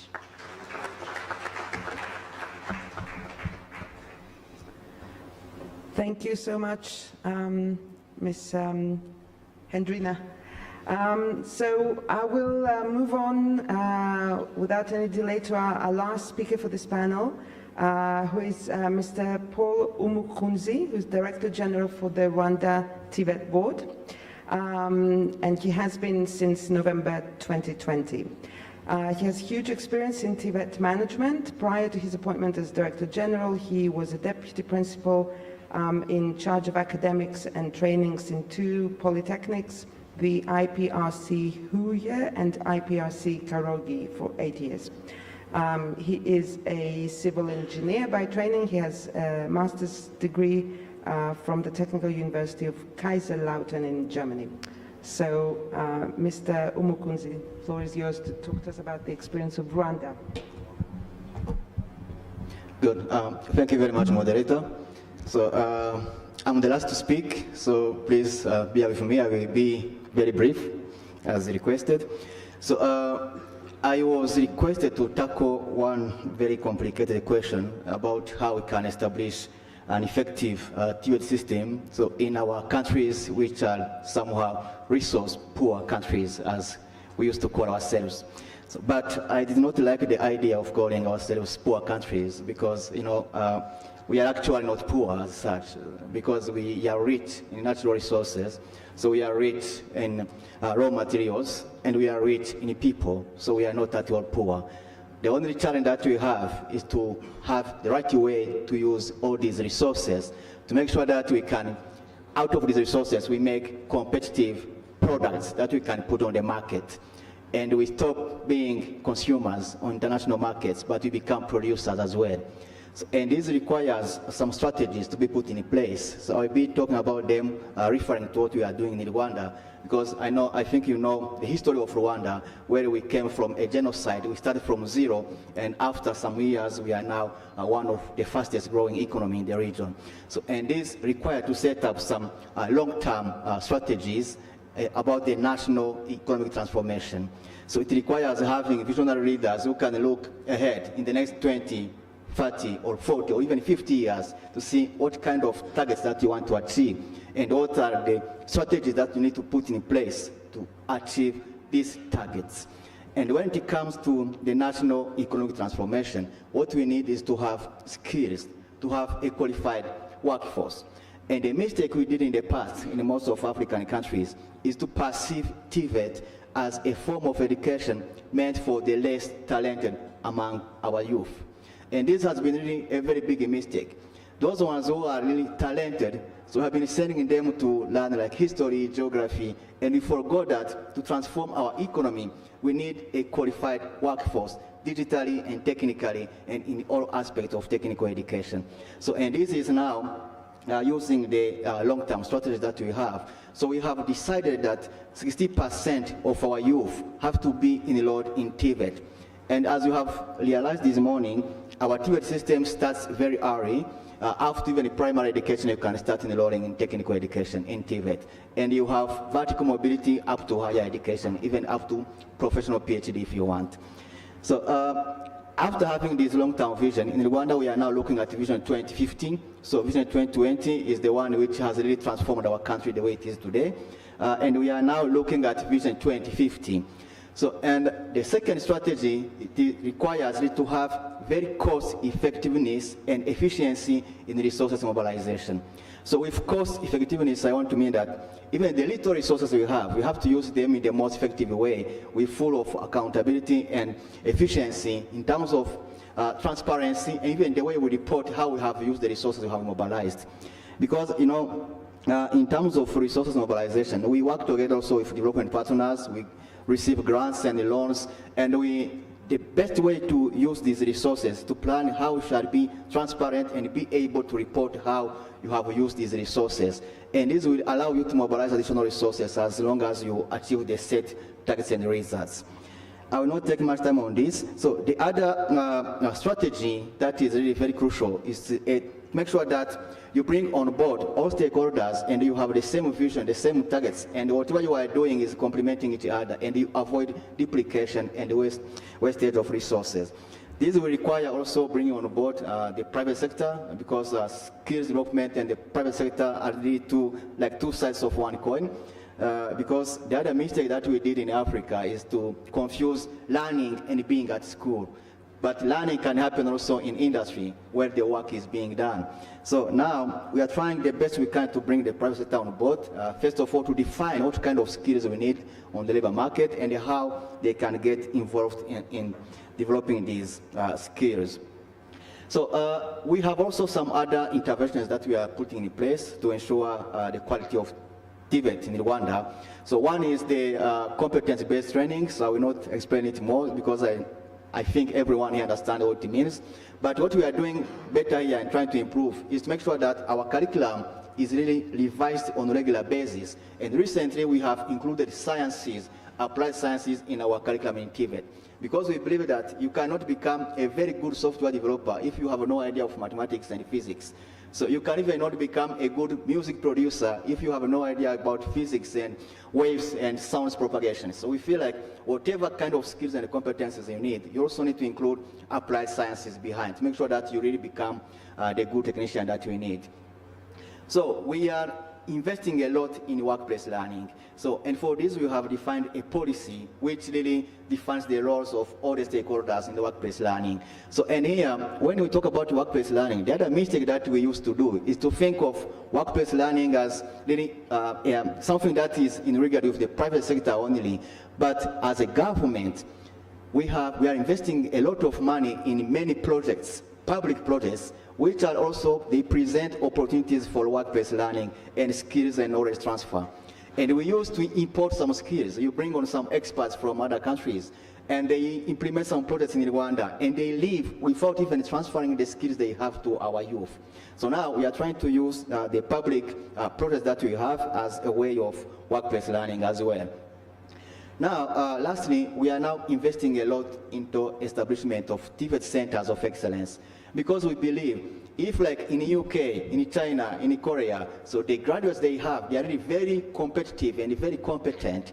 We feel like we can do the same in Africa. So all we need is to invest a lot in high quality schools which are providing the top technology in terms of skills. They have the highly qualified teachers. They have top technology in terms of equipment, and the graduates we shall be developing, they are comparable to the graduates from UK, from USA, from wherever. So, and the same facilities will help us to do the trade test, to make sure that the professional certificates we shall be delivering here, they are already in society, in such a way that wherever you can go, you are really competitive and nobody is doubting about your skills. So we are also introducing very modern technologies in these centers of vocational excellence to make sure that we are aligned with what is happening in industry on the global level, in such a way that our graduates, they will not only be competitive on the global level, but they will help our countries to make sure that we develop our industry and we start producing our own products made in Rwanda, made in Kenya, made in Africa, in such a way that the global market is not looking at us as consumers only, but also as competitive producers as well. So thank you very much.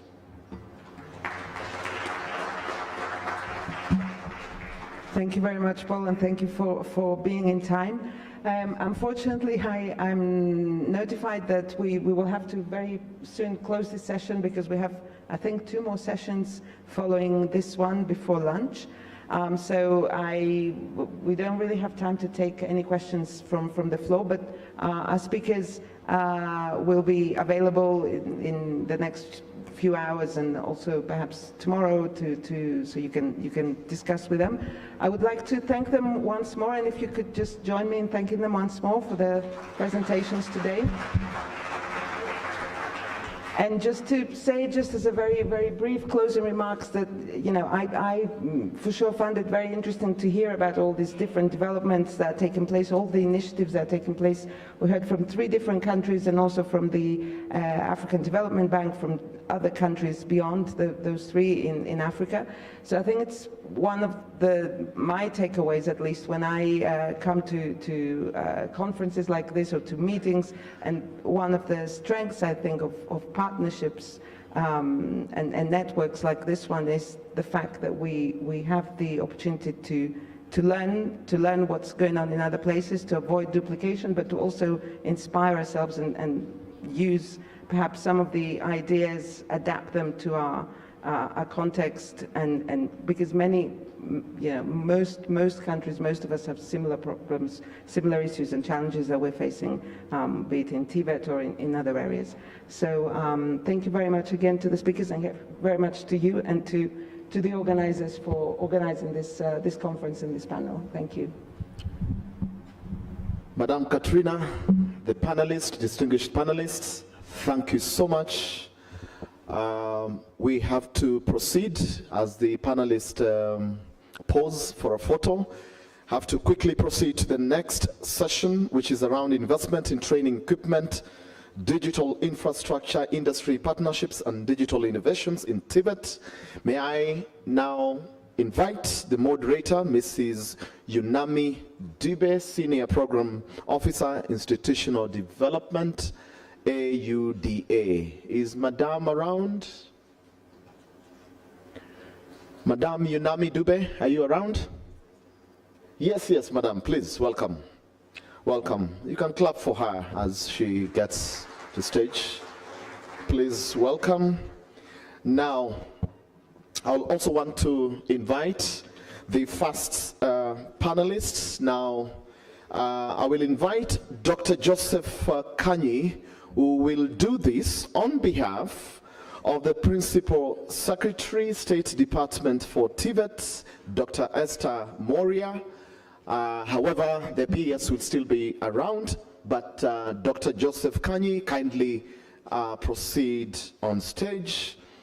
I'll also like to invite Dr. Liang, Lead Education Specialist, World Bank, but this will be online, I suppose. Yes, and I hope you are ready.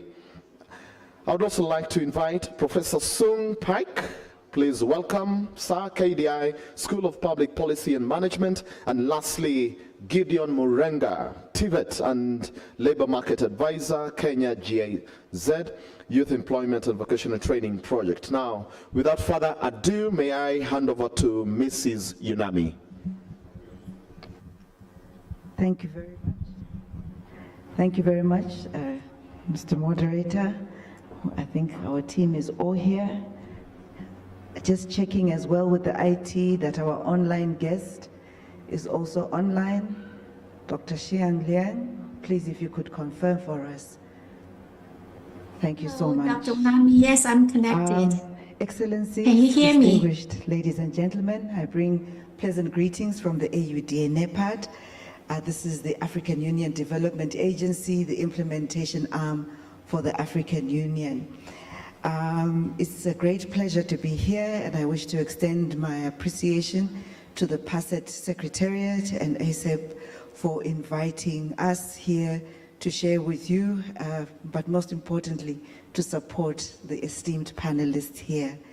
And I want to also say thank you to all of you for staying in the room to hear our panelists. My name is Unami Dube. I'm a Senior Program Officer at the AUDA NEPAD within the Human Capital and Institutional Development Directorate. I oversee a program called Skills Initiative for Africa, which is a €100 million grant funding for the TVET, where we support construction, equipment, and training of trainers in 8 countries.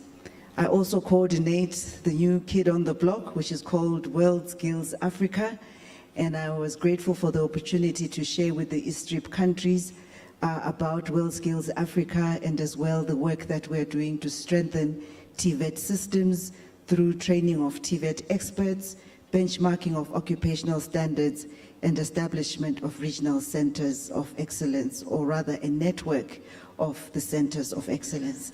Ladies and gentlemen, it is my honor today to facilitate this session, which is titled Investment in Training Equipment, Digital Infrastructure, Industry Partnerships, and Digital Innovations in TVET. I'm joined by 4 panelists, and our role today, gentlemen and lady online, is first and foremost to identify strategies for investing in state-of-the-art training equipment and digital infrastructure to enhance the quality of TVET programs. We also want to look at the impact of digital tools and technologies on skills development, workforce readiness, and industry relevance in the TVET sector. We will then consider your recommendations for sustainable investment models that support the continuous modernization and digital transformation of TVET institutions. I'd like, therefore, to invite our first guest, Director, if you could please come up while unfortunately your bio came in late while I read your bio online, but please, if you could immediately come to the podium.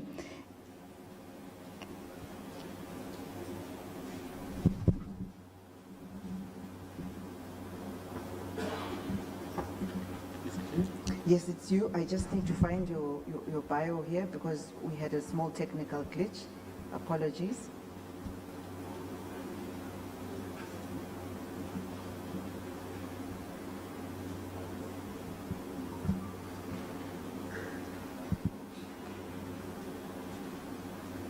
Just waiting for the download, the challenges of technology. Here we are.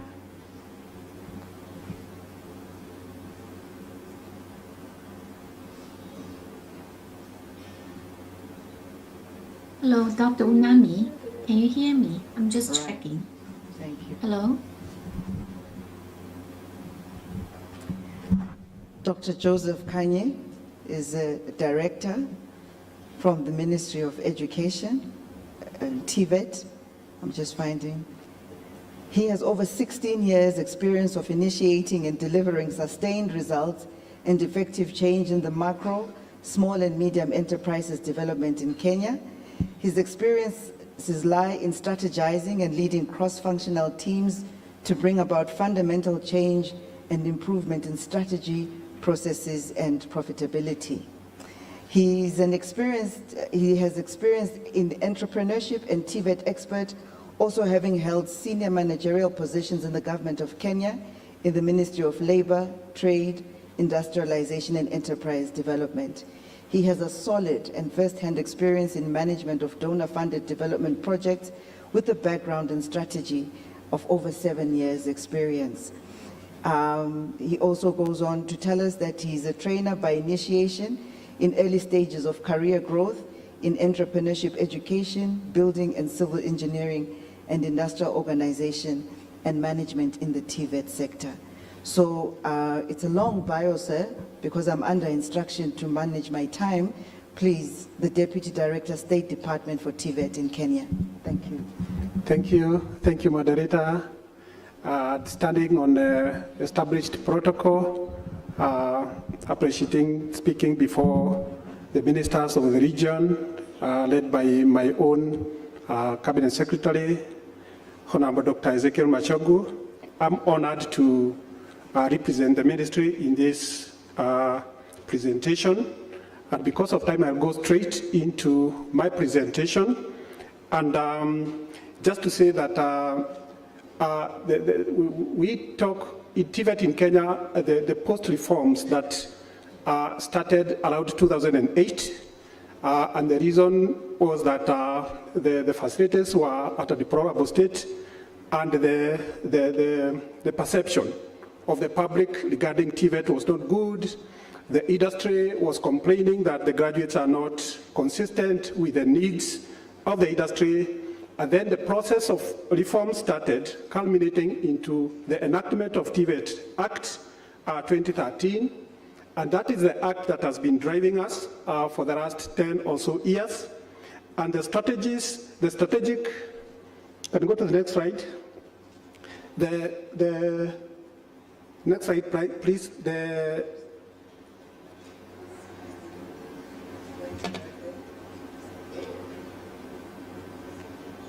Yeah, those are the priority areas in strategy. Just going in brief, not really repeating what the CS said. It is about increasing access and participation in TVET, enhancing equity and inclusivity in TVET, and improving quality and relevance in TVET. And then going directly to the priority areas, we say about increasing access. We are talking about what my CS said earlier, establishment of a TVET college, and the government of Kenya is committing to develop the remaining 52 within the next 2 years. The next one was to equip the newly established TVETs with new state-of-art equipment, which we have done very well. Of all the colleges that have been constructed, only about 70 of them that are still yet to be provided with equipment, and the efforts are underway to do that. And then about upgrading and modernizing infrastructure and equipment in the old colleges. There were about 59 colleges before the reforms whose facilities were old, and the government put an effort to modernize and upgrade all of them. Then about enhancing equity and inclusivity, the same, because when we say constructing in all the constituencies, it's about to ensure that TVET is accessible in all corners of this country, and that is what the strategy on constructing of colleges in every constituency meant. Then there was the special needs TVET, that one was alluded to earlier. Then there's provision of grants, ensuring that every youth, whether disadvantaged or advantaged, is able to access support from government in terms of grants, scholarships, loans, so that they can be able to access TVET And recently, we brought about, we're implementing the recognition of prior learning, ensuring that all the undocumented skills that are out there, those that were acquired informally are recognized, they are assessed, and they are given certificates, so that if they want to come back to study formally, they can be able to do that. The other one is on improving quality and relevance in TVET. That was the major thing that happened, and the policy provided for establishment of key institutions.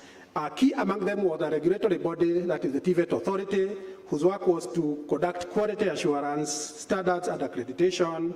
Then there was the TVET Curriculum Development Assessment and Certification Council, that is in place, and all the curricula now is relevant to the industry, and it is up and working. And the other one is Kenya National Qualification Authority. That is an umbrella regulatory body for the national qualifications systems in Kenya that is also up and working.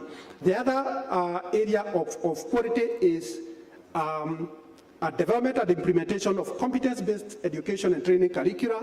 That was key because what the industry had said is that the skills mismatch was core, was bedeviling our interventions then, because they were saying that our graduates, when they go to the industry, they had to retrain them again, and then we had now to work together in terms of developing the curricula, the process of implementing the curricula, the process of assessment, including working in industry and all that, so that when they go to industry, we need to reduce the time it takes for them to go and settle down at the workplaces.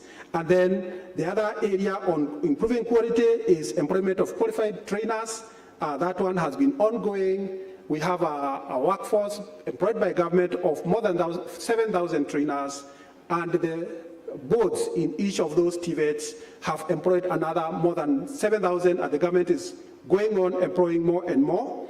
Then we are including industry in the entire training process, as I had said earlier, including determination of skill areas required, developing the curricula, training we train together both at the college and at industry, assessment we assess together, so that even when we certify, the industry is involved in the certification, hence enhancing the job readiness of these graduates. Then if we can do all this, but the key person we have identified as the focal point, the focal person is the trainer, is the teacher, TVET trainer. We are saying we can do everything else, and if the trainer himself is not ready, is not properly forecast, is not mentally ready to cost change, then it is going to be a problem. And therefore, as a ministry, we have embarked on a rigorous program of retraining and retooling all our trainers, both in the training methodologies of CBET, and we took a bold step of changing our premier pedagogy college, used to be Kenya Technical Trainers College, into Kenya School of TVET, broadening its mandate to ensure that it is now going to ensure that all the training needs, capacity building needs for the TVET trainers and the TVET stakeholders are undertaken there. And this is something we have taken very, very seriously, because we know we can do everything else. And if the trainer is not well forecast, well versed, then it is not going to work. And so far, we can say that over 5,000 trainers have been retrained on CBET delivery methodologies. And this is something we are going on, and efforts are underway to retrain them again on the use of the training equipment, because we have put together modern state-of-art equipment that are of production, both training and production capacity. But if the trainers we have trained 20, 30 years ago, they cannot be able to be modern and move with the rapidly changing technological landscape, hence need for serious training. And we are putting that continuous development, professional development points, putting them in a way that those points will inform future promotions so that we can encourage trainers to continually seek further training to be relevant with the changing technological landscape. So going to the investment, so post reforms, we have embarked on, as a government, on legal arts financing supported by development partners and fiscal policy development in terms of infrastructure development, over 20 billion, because at the time of reforms, our TVET colleges were only about 60, and now we are talking of over 230 something, the CS alluded to this. Then we have over 1,200 managed by the counties. And also, it's good to note that in Kenya, almost every government ministry has a TVET college, has a training wing, and it is our ministry that manages all this policy. Then training equipment, approximately 22.5 billion over the last 5 to 6 years. ICT equipment spent already 1.5 billion. You recall the presentation by our CS, the government in its bottom-up economic transformation agenda committed to ensuring that we are doing digital superhighway, 10,000 kilometers across the country, and we are also supplying, operating under one government approach. The Ministry of ICT and Digital Economy is partnering with our ministry to provide virtual desktops in all TVET institutions. And so far, we have been able to supply virtual desktops at 100 pieces each to around 115 TVET institutions. They are fitted, the connectivity is good, and the objective is to ensure that other than ICT training, the youth are able to acquire, to be able to work in those desktops to get digital jobs, online jobs. And this is happening. And again, we have embarked on a journey to reskill our trainers through our Kenya School of TVET in able to train the youth on digital jobs. And so far, been able to train about 4,000 training of trainers program who are supposed to train the others and to be able to ensure that this program is learning and running well. So on partnerships and digital innovations, just to say, if I go back a bit on infrastructure development, is to say that every skill area that we acquire equipment is supported by a digital platform.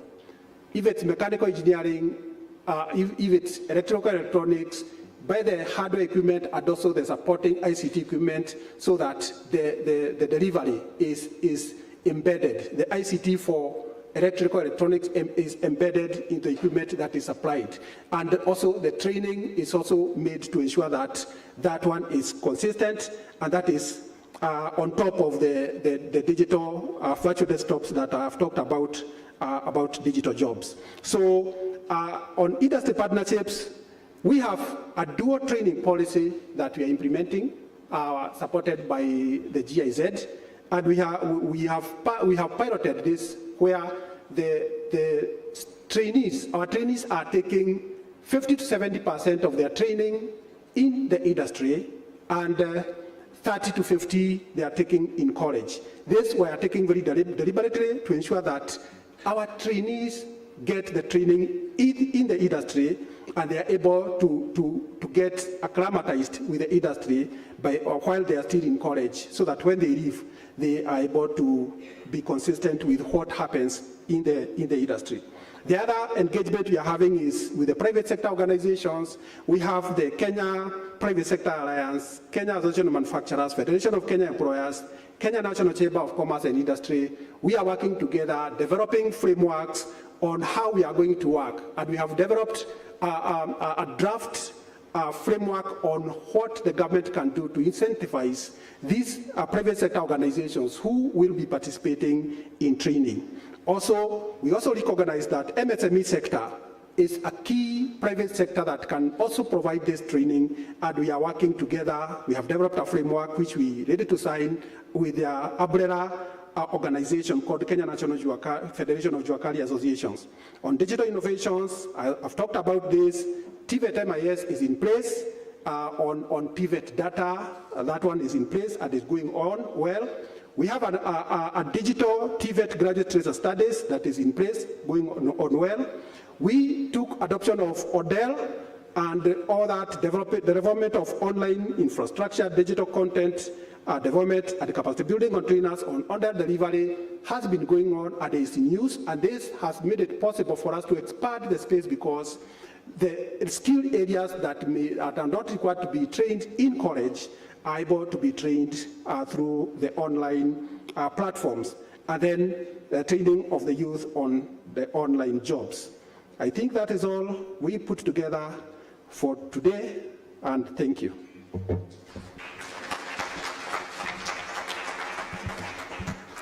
Thank you, Deputy Director.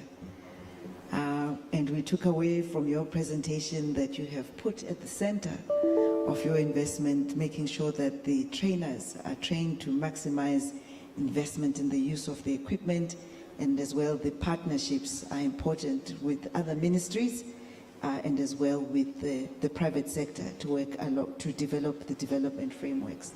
We'll have more time.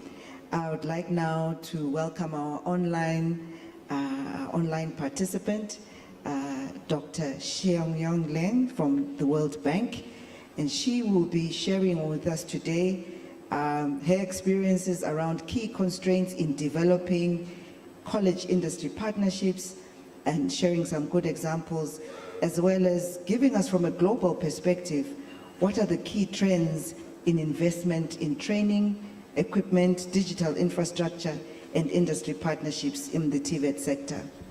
Dr. Xiang Leng, as she comes up on screen, please, from the IT, is a lead education specialist in the World Bank. She joined the World Bank formally as a young professional in 1998 after graduating from Harvard University and holds a doctorate of education. Since then, she has led education research, policy dialogue, and managed the World Bank's education programs in Africa, Latin America, and East African countries. She is also currently the World Bank's education team leader for Tanzania Boost Primary Student Education and Skills for Productive Jobs, ESPJ, and the East Africa Transformation and Regional Integration Program, ESTRIP, covering Ethiopia, Kenya, and Tanzania. She is passionate about South-to-South partnership, regional integration, promoting Africa indigenous R&D and innovation to solve local problems. Dr. Xiang, over to you and welcome. I'm looking at IT. Are we good to go? Recording in progress. Hello? We hear you. Perhaps you could speak up a little bit louder, ma'am.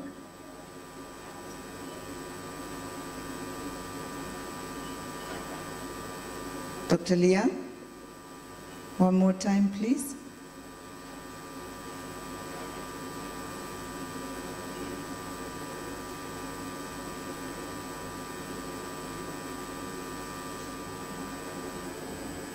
Thank you. There she comes.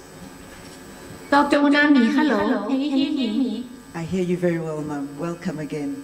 Please. Okay, but I'm not able to show the presentation. Somebody needs to give me authorization to share the screen. They're doing that for you now. All right. But please go ahead. We are giving you 7 minutes, please, Dr. Liang. I need to actually wait for my slide to start. But thank you very much. Good afternoon, colleagues. What I was planning to share with you, there are two parts. One is to talk about TVET and also share a bit of the World Bank, what we are doing from the skills and TVET group. Unfortunately, I'm not able to show slides. Could somebody change the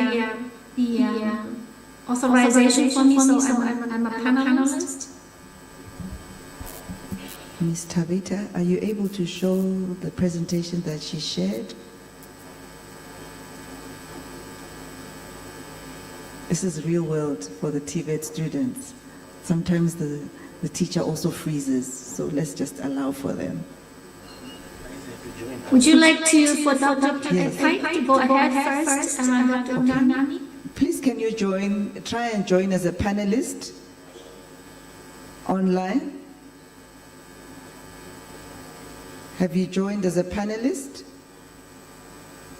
I was, but somebody switched the modality. Okay, join as panelist. Is IT able to help, or otherwise please show her PowerPoint presentation. We did share it with the team.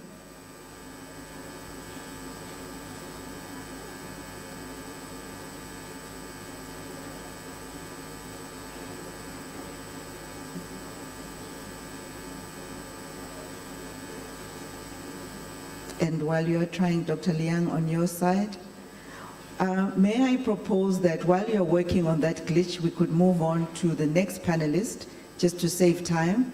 And please just do a quick test run in the back. And I would move over, please, to Professor Pike. Are you ready, sir, for me? Okay. And you will be speaking to us about what are the minimum requirements of EdTech and digital infrastructure for effective digital skills training. What lessons can other countries learn from Korea's experience in investing in training equipment, digital infrastructure, and industry partnerships? And as you come up, ladies and gentlemen, I'm pleased to introduce to you Mr. Sung Jong Pike. He's a visiting professor at the Korea Development Institute School of Public Policy and Management, KDI School. Until 2021, he worked at the KDI School for 10 years as a professor. Before joining the KDI, he worked at 2 government-funded research institutes, that is the Korean Educational Development Institute and the Korea Research Institute for Vocational Education and Training. With respect to TVET, for the last 10 years, he participated in several international consultancy projects, including the Korean government's Knowledge Sharing Project, KSP, on TVET for national economic development in Guatemala, Senegal, Rwanda, and Ethiopia, the UNDP project on HRD in Ethiopia, and he lists as well several other initiatives. But he has something more exciting to tell us today. Please, over to you, sir. Well, thank you, Mrs. Nami. Well, I'd like to thank the PASET Secretariat and the World Bank for inviting me to this very meaningful conference. Since yesterday, I've been learning a lot about the positive changes in TVET in Africa. Well, good morning, good afternoon, everyone. Well, job given to me by the organizer, just as Mrs. Unami Dube mentioned, is to answer 2 questions. First one is what lessons can other countries learn from Korea's experience in investing in TVET infra and then the partnership with the industry. In order to answer this question, I will introduce 2 cases of digital skills training infrastructure formed in collaboration with industry and the higher education institutions. And the second question is what are the minimum requirements of EdTech and the digital infrastructure for effective digital skills training. For this question, I will briefly mention about what to consider when deciding and using EdTech and digital infra. The first case of digital skills training infra for providing program at the institutional level. The Korea Tech's Smart Training Education Platform, the Korea University of Technology Education was established to educate practical engineering technicians and vocational training specialists. And then Korea Tech introduced and manages STEP, which is an online-based lifelong vocational competency development platform that all people can use.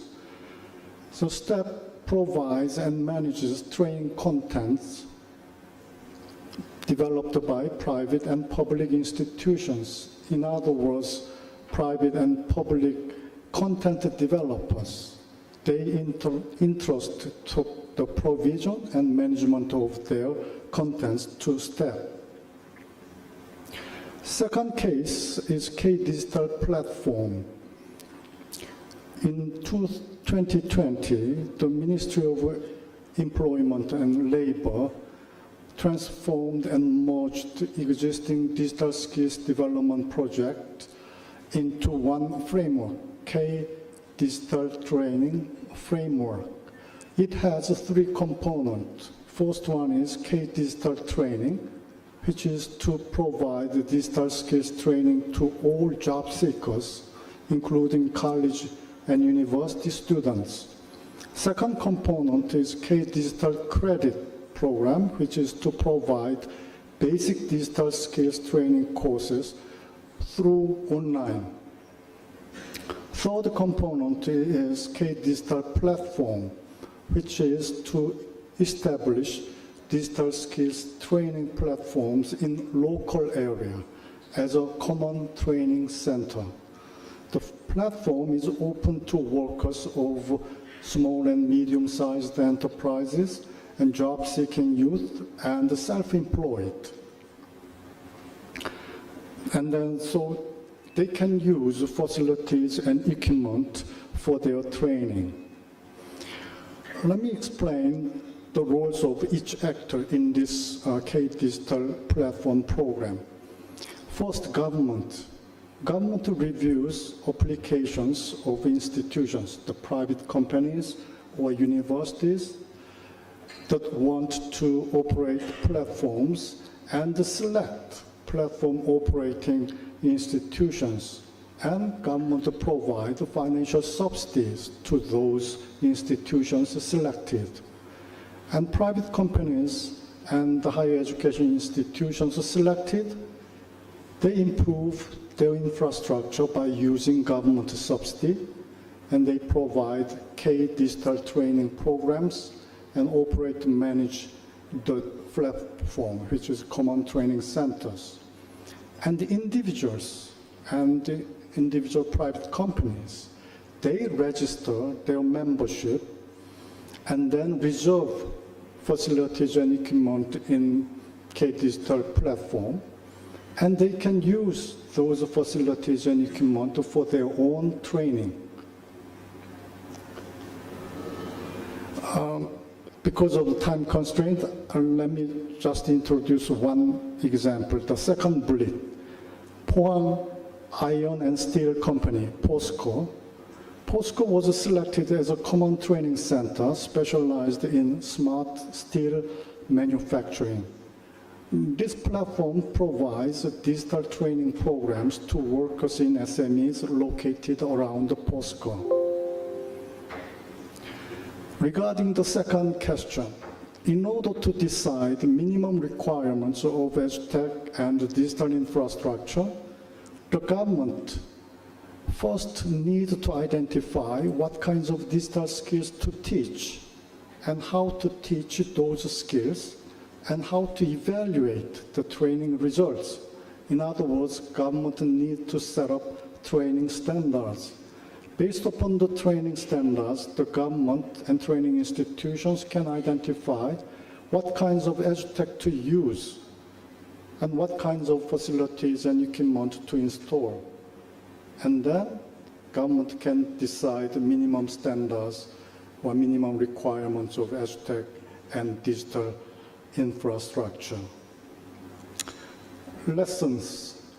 Well, it is very important to estimate the demand for labor by type and level of digital skills by industry and occupation, and it is also integral to check the capacity and needs of digital skills development of the government, of education and training institutions, of employers, and of students and trainees. And based upon these two, the government should design and revise digital skills training standards on a regular basis. And based upon the standard, government can decide minimum requirements. In addition to that, it is important to utilize the private sector's capacity as well as capacity and resources of existing education and training institutions like polytechnics and university. Thank you.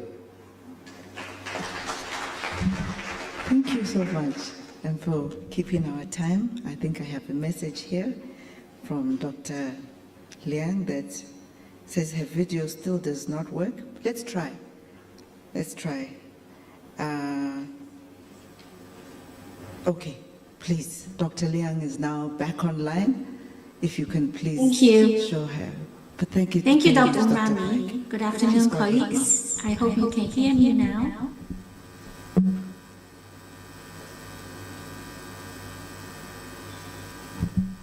Yes, Could you confirm if you can hear me, Dr. Rami? Yes, we hear you. Dr. Liang, please proceed. Okay, yes. So I hope you can also see my presentation. I'll be very brief. Basically,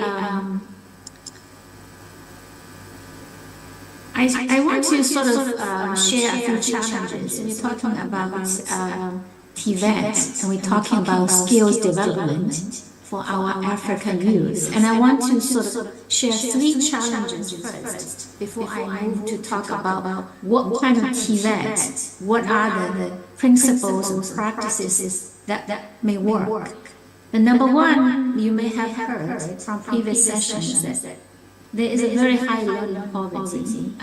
You see the chart here. In Africa, we have more than 80% of the 14-year-olds who cannot read and write, and that is the result of basic education. Very low learning outcomes. And I want to share the second challenge is that what happens after basic education. Our children, students have very low access to secondary and tertiary education. As you can see here, Sub-Saharan Africa, the secondary enrollment is about 40% as compared to the global average about 80%. And we look at the figure for tertiary, again, we are trailing behind all the other regions, and enrollment is about 10% as compared to globally 30%. And of course, there's a lot of variation within the region, but this gives us a picture in terms of skills shortage, especially post-basic education. Now, coming back to TVET, I also want to share that this is another snapshot of our access to TVET programs in upper secondary. Here we see again, together with South Asia, Sub-Saharan Africa, in upper secondary, the proportion of students enrolled in TVET is about 15%. If you look at other regions like Europe, East Asia especially, the proportion is very high. And of course here I'm not saying there's this optimal proportion, but rather I'm saying that for us, as a region to expand secondary education, we will have to be very creative and very practical, and just expanding the academic stream will not work for us. The other part of the figure, see, just give an indication, using the World Bank framework of Sabea, we look at we benchmark TVET systems, looking at 9 dimensions, from the strategic framework to oversight to service delivery. Here again, we see our region trails behind, and we are particularly weak in terms of being demand-led and also being relevant. So these are the 3 challenges I want to share. Now, The bank recently published a report called Better TVET, and which shares promises of TVET. And of course, we know here we are all converts. It's a different type of education that emphasize practical training, practical skills, labor market relevant ones. But also, it can cater to multiple beneficiaries, ranging from students to out-of-school youth, adults, workers, and it improves productivity and especially promotes inclusion and poverty alleviation, because we are catering for the poorest, or the bottom level of students coming out of all kinds of education. As we say, educate or train a person, we lift the entire family out of poverty. But here I also want to emphasize now, with emerging technology trends and other mega trends globally, TVET has become increasingly much more relevant and important as an engine of technology transfer, as upskilling and reskilling of our labor force and restructure our economy. Some examples, for example, of countries like Germany, Korea, Dr. Pike talked about Singapore, China is known to use TVET as a channel to transfer technology, to upgrade skills, and to move up the value chain. And of course now, with the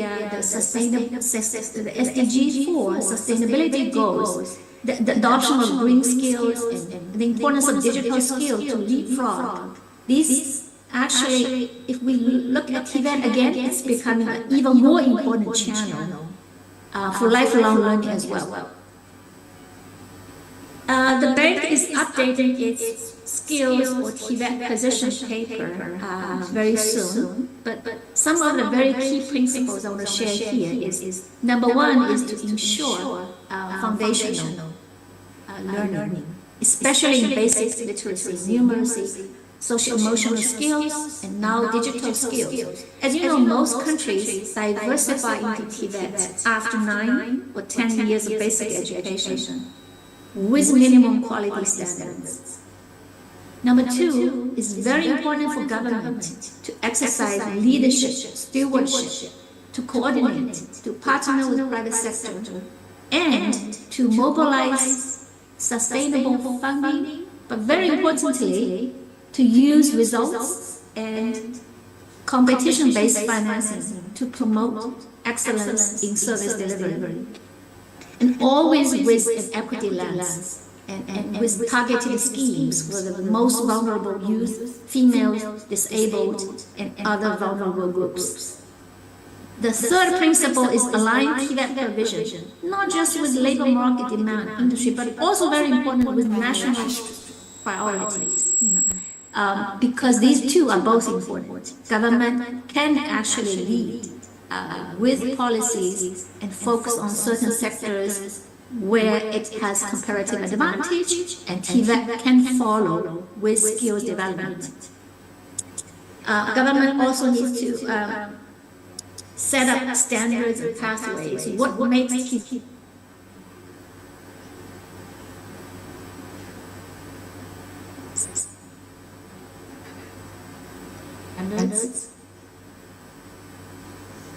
the standards for trainers, standards for assessment, certification, and very importantly, the pathways, both vertically and horizontally. And I was very happy to hear the Rwanda presenter saying that already in Rwanda, a student can go up to as high as a PhD even in TVET. This kind of vertical pathway is very critical to make TVET attractive.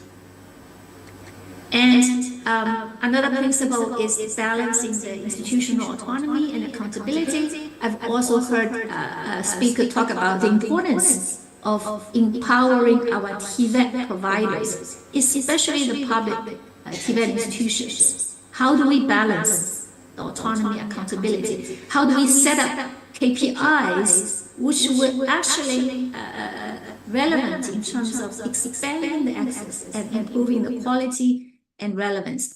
Increasingly in the World Bank projects, we use employment outcomes as a relevance indicator or KPI, we also need to improve the image branding of TVET. There are different ways of doing that. I'm very happy, actually, I know Dr. Unami because we are talking about World Skills Africa. And I think competition is a very important way to promote the image, but also, of course, the importance of training infrastructure facilities. We have to start investing in infrastructure. The World Bank does quite a bit of it now, and I'm also here. I was able to hear the ADB presentation. I'm very happy that ADB does not shy away from infrastructure either. It is important to have state-of-the-art training facility in order to make our TVET attractive. So these are the 6 principles I want to share at the system level. How do we design or implement a demand-driven, flexible, and inclusive TVET system? But it's also important now to look at a delivery level, especially the TVET institutions. Here I want to share the example. Of course, we are most familiar with a lot of European dual standards or dual track systems. I think the next speaker from GIZ will talk about the dual training system, which is very much led by industry. And of course, that works very well in situations where the industry is very mature or very strong culture of corporate responsibility. But that system may not be readily portable to other countries where our industry may not be so mature or organized. Here I want to emphasize a different modality of TVET. It's very much school-based or institution-based and transforming the TVET from within the TVET institutions.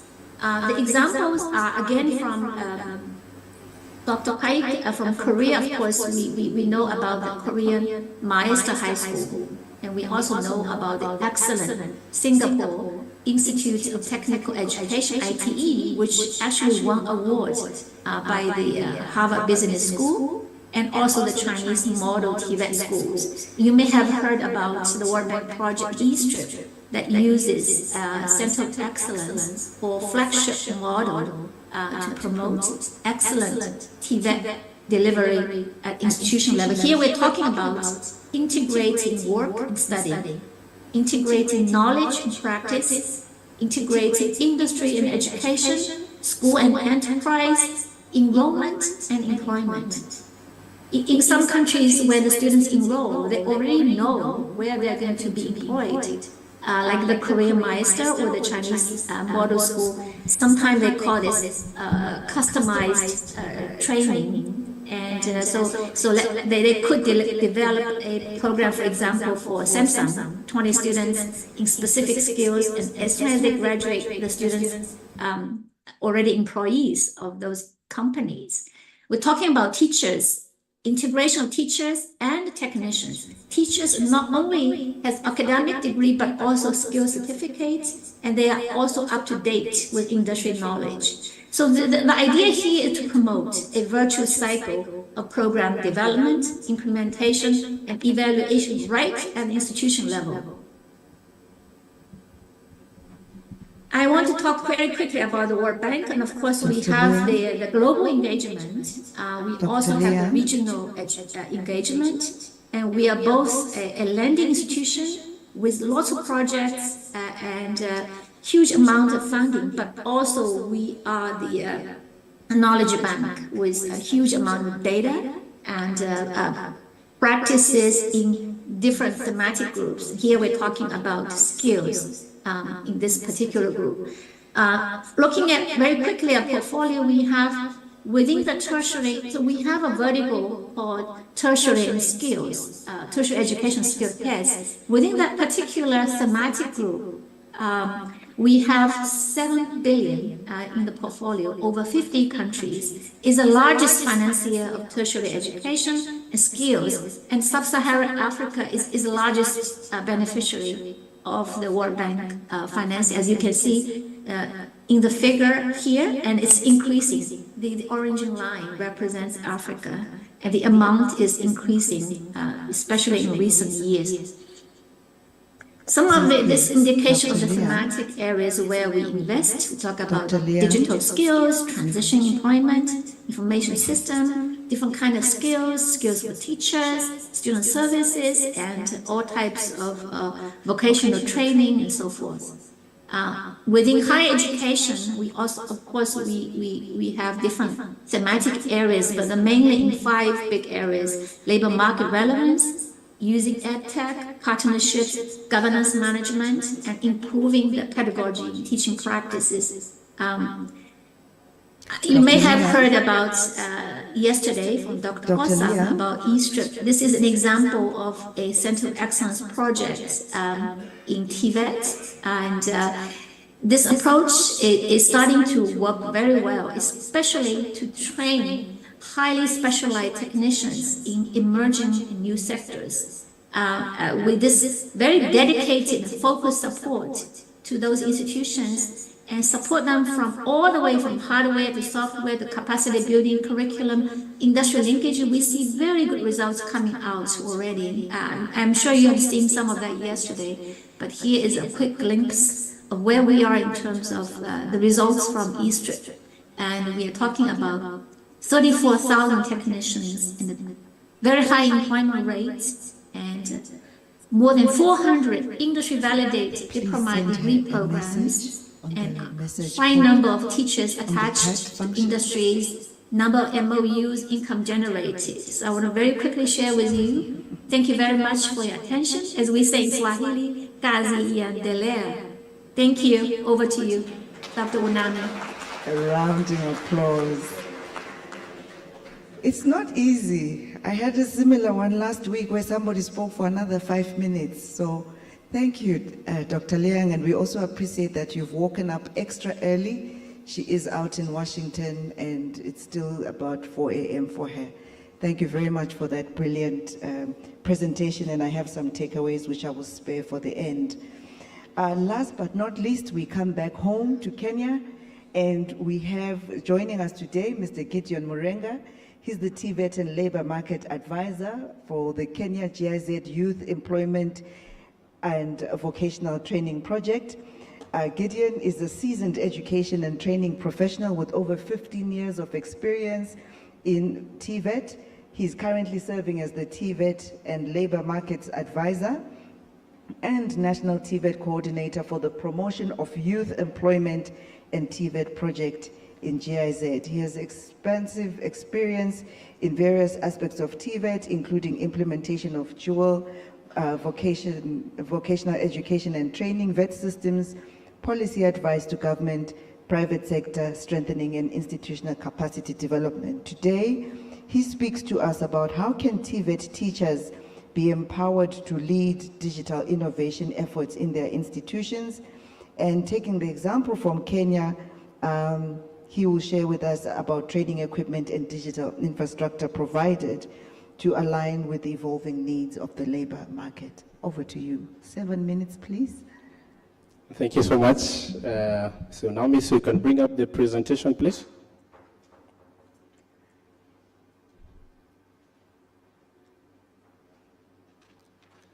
All right, thank you. So I will be brief as possible.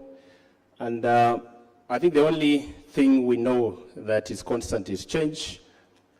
And there's nowhere that this is truer than in the dynamic landscape of the job market. We are all facing the challenges or the opportunities that are coming with the 21st century skills, where the industries are evolving, and so are the skills required.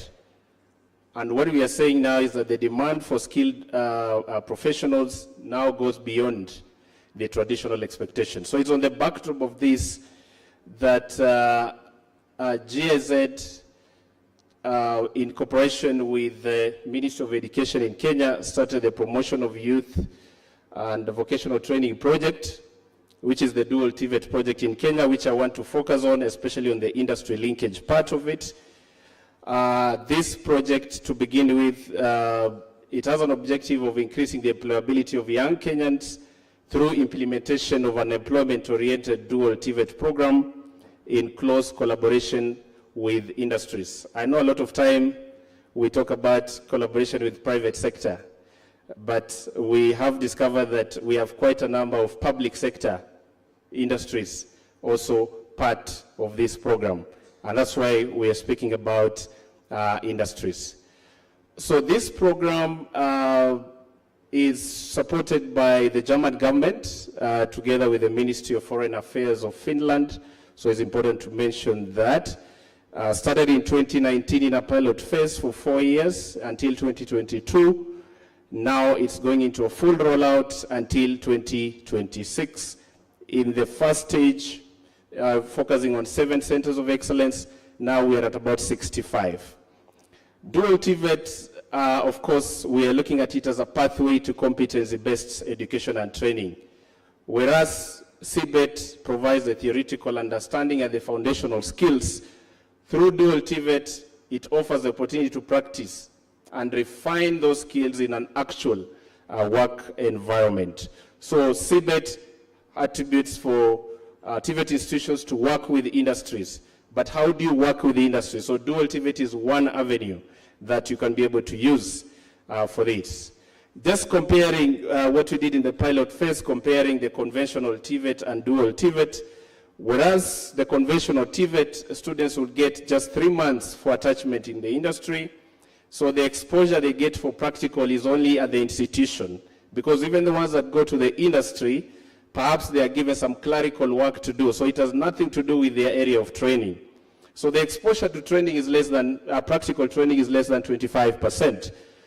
Dual TVET, the model we are working with in Kenya is a minimum of 50% training in the industry. So that means the training in the industry can go beyond 50%, and the remaining time they train in the TVET school. So that means the exposure, when you look at the practicals they undergo in school and the training in the industry, is more than 90% exposure to practical training. So just to give a summary of how the model that is running in Kenya, how we are doing it. So the Kenya curriculum, that is the approved curriculum, is usually split into 2. We have a TVET-based training plan, and we have an industry-based training plan. So these training plans complement each other. It means they look at more practical aspects when they go to the industry. Now they use a rotation model, what you can see in terms of block 1 industry, block 1 TTI. So they start their first 3 months in school. Then they go for another 3 months training in the industry. Then they come back to school for another 3 months, then they go to the industry. So they keep rotating between the school and the industry until they're able to complete their training. On the blue section, the students also training, they sign a memorandum of understanding between the trainee, the school, and the company, just to give clarity in terms of the roles and responsibility of all these players. So that is the model that we are implementing. So far, about 65 institutions are taking part in this. And what are the benefits that have come as a result of this partnership? One, there is an aspect of joint need assessment with the industry. So the industry are able to advise. These are the kind of skills we need. We reviewed, for example, the automotive curriculum, and I'm glad I've seen someone from Toyota here who was part of the revision of the curriculum. For example, now, the cars that are coming in, you need someone who has both the mechanical, electronics, computerized skills. We are moving away from where you had to look for the wireman, where you had to look for the mechanical guy. You need one person. These skills are combining. So how do we change our curriculum to ensure that we incorporate this? Now we're talking about e-mobility. How do we revise our curriculum to incorporate aspects of e-mobility? So joint curricular development with the industry helps us to ensure that we develop curricula that is relevant. And all the curricula that were implemented were actually jointly implemented by, were jointly developed with the industry. There's joint investment in terms of training equipment. And we have, when the partnership began, some of the industry said, look, we have equipment in our place where we use them once a while.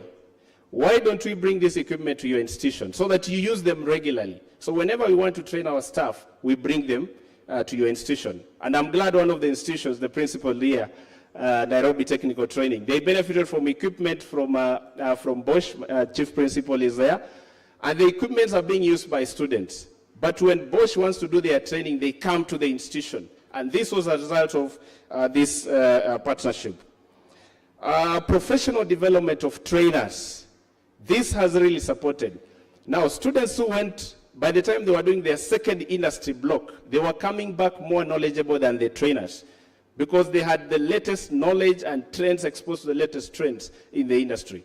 So what had to happen was that trainers also had to be exposed to that level of training, and a cooperation was established with the industries so that they can also be able to train and upskill the trainers so that they are also at the same level with the students or better than the students. And the last one I want to talk about is advocacy and policy engagement, which as a result of that cooperation, we are now supporting the ministry to develop a dual TVET policy. Last year, we worked with the ministry to develop a model gender mainstreaming policy, which was approved.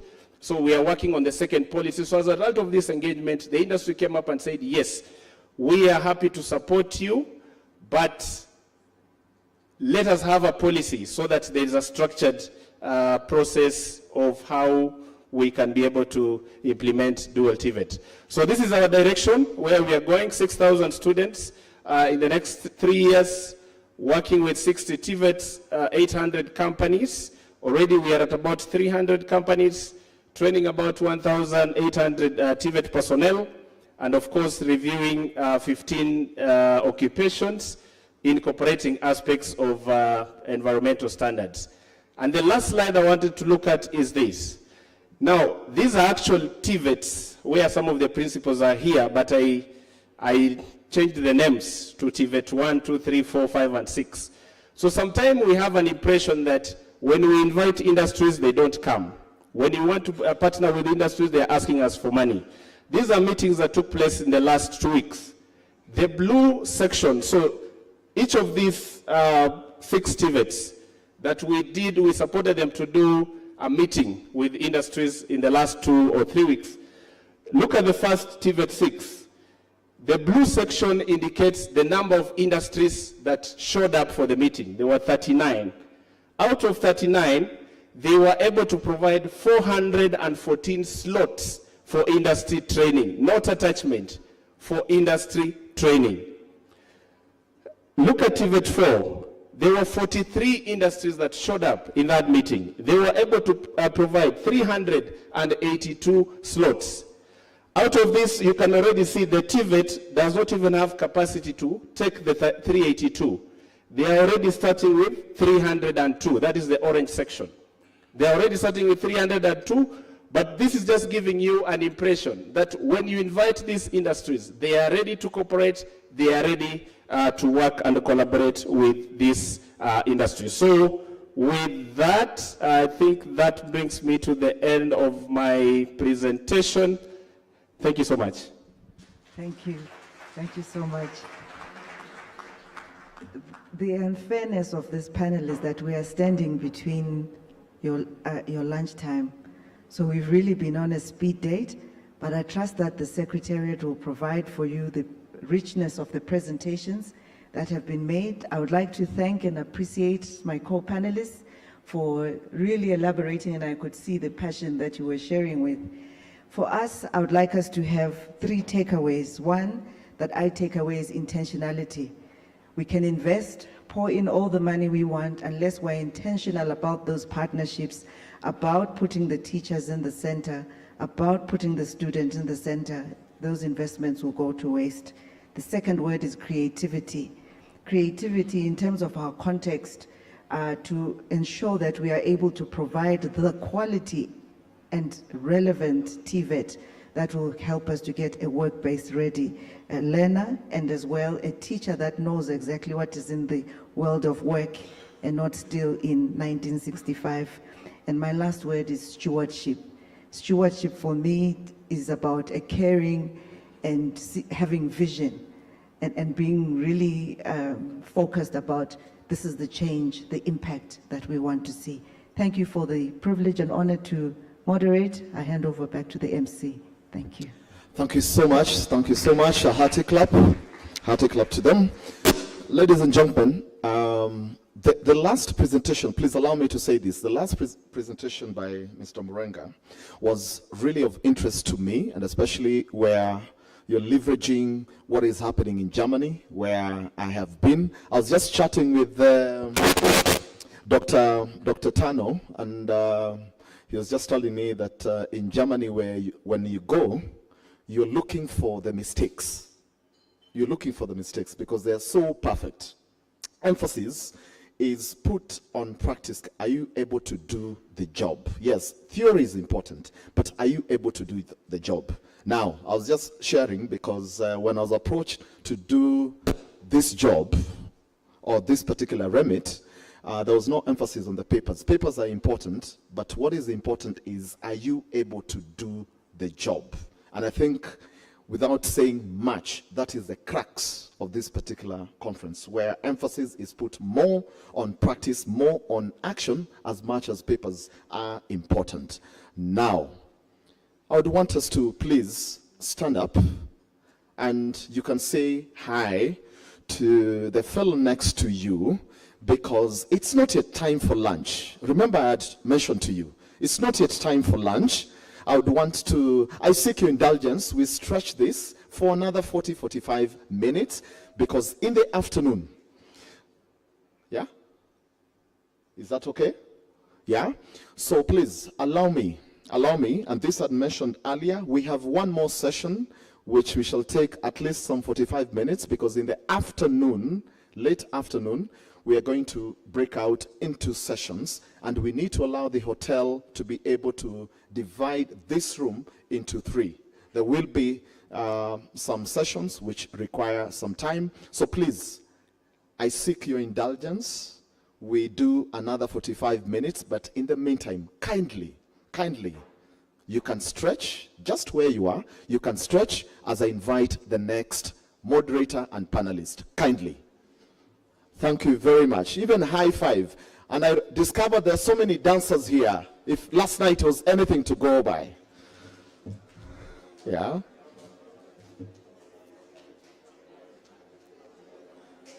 So as you do that,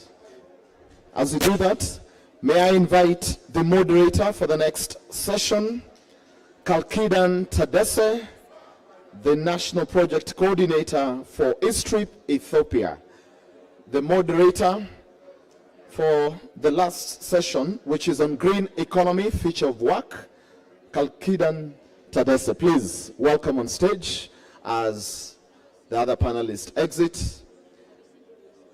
Yes, as she does that, I also want to invite Professor Winston Wallace Oboye, President of SUNY Polytechnic Institute and PASET CAG Recording member. stopped.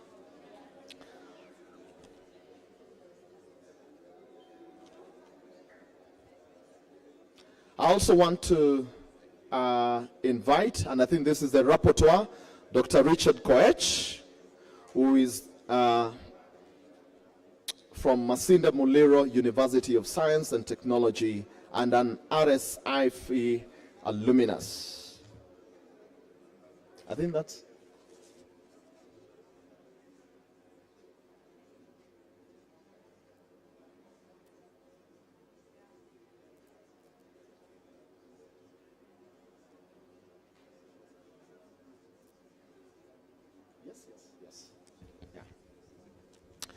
So, ladies and gentlemen, you may take your seats. Now, this session is sort of like a preamble to now the breakout sessions, which will still be on green economy, future of work.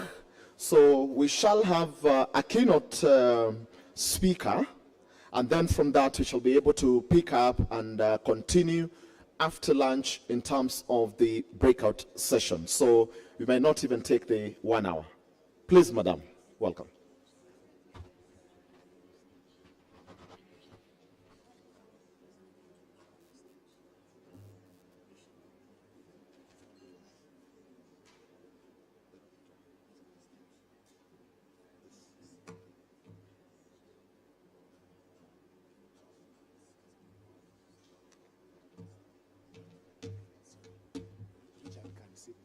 Yeah, he's telling him.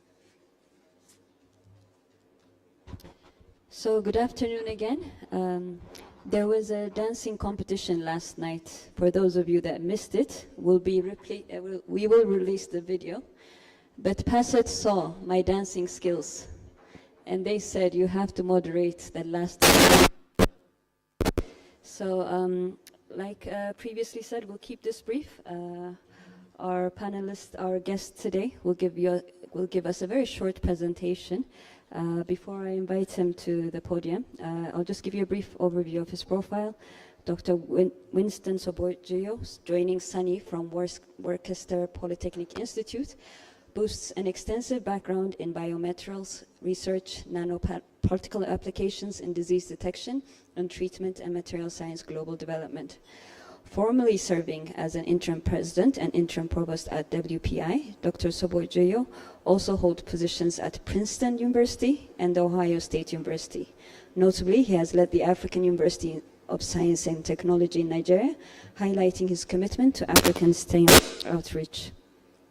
With over 400 peer-reviewed papers and membership in prestigious, my voice is giving trouble again, sorry. With over 400 peer-reviewed papers and membership in prestigious engineering academics, including the U.S. National Academy for Engineering, doctor's contribution to material science and engineering are widely recognized. Elected to the National Academy of Engineering in 2021, his leadership extends even higher, my goodness. His leadership extends to STEM education and outreach, shaping global research partnerships and advocating for African scientific advancement. A King's College London graduate with a PhD from the University of Cambridge, Doctor's illustrious career reflects his dedication to academic excellence, international collaboration, and advancing STEM fields, particularly with Africa. Please help me welcome Doctor to the podium.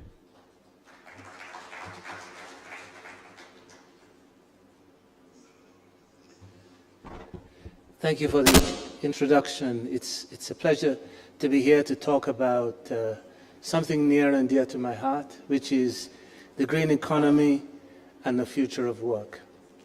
I'd like to thank PASET ICIPE for the invitation to give this talk, and I also want to thank a number of friends of mine with whom this has been a favorite topic, this issue of what is the future of work and what is the opportunity that it represents for us as an African community.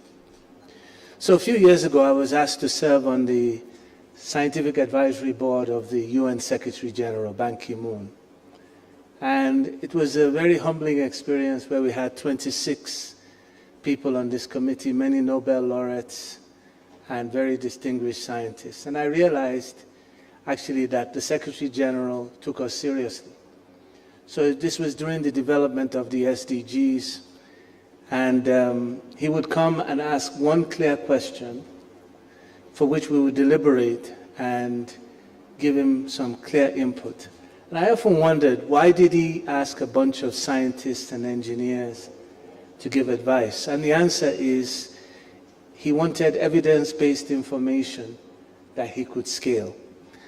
And it was a thrill to me to see how our advice over time made it into the SDGs, and how many more people who perhaps were more politically connected were part of that process, but our process of providing evidence basis for policy was particularly important.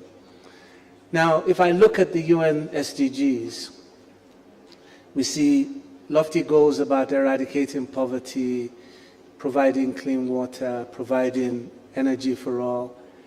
And so for me, that forms a motivation for the kind of science and engineering that we try to do.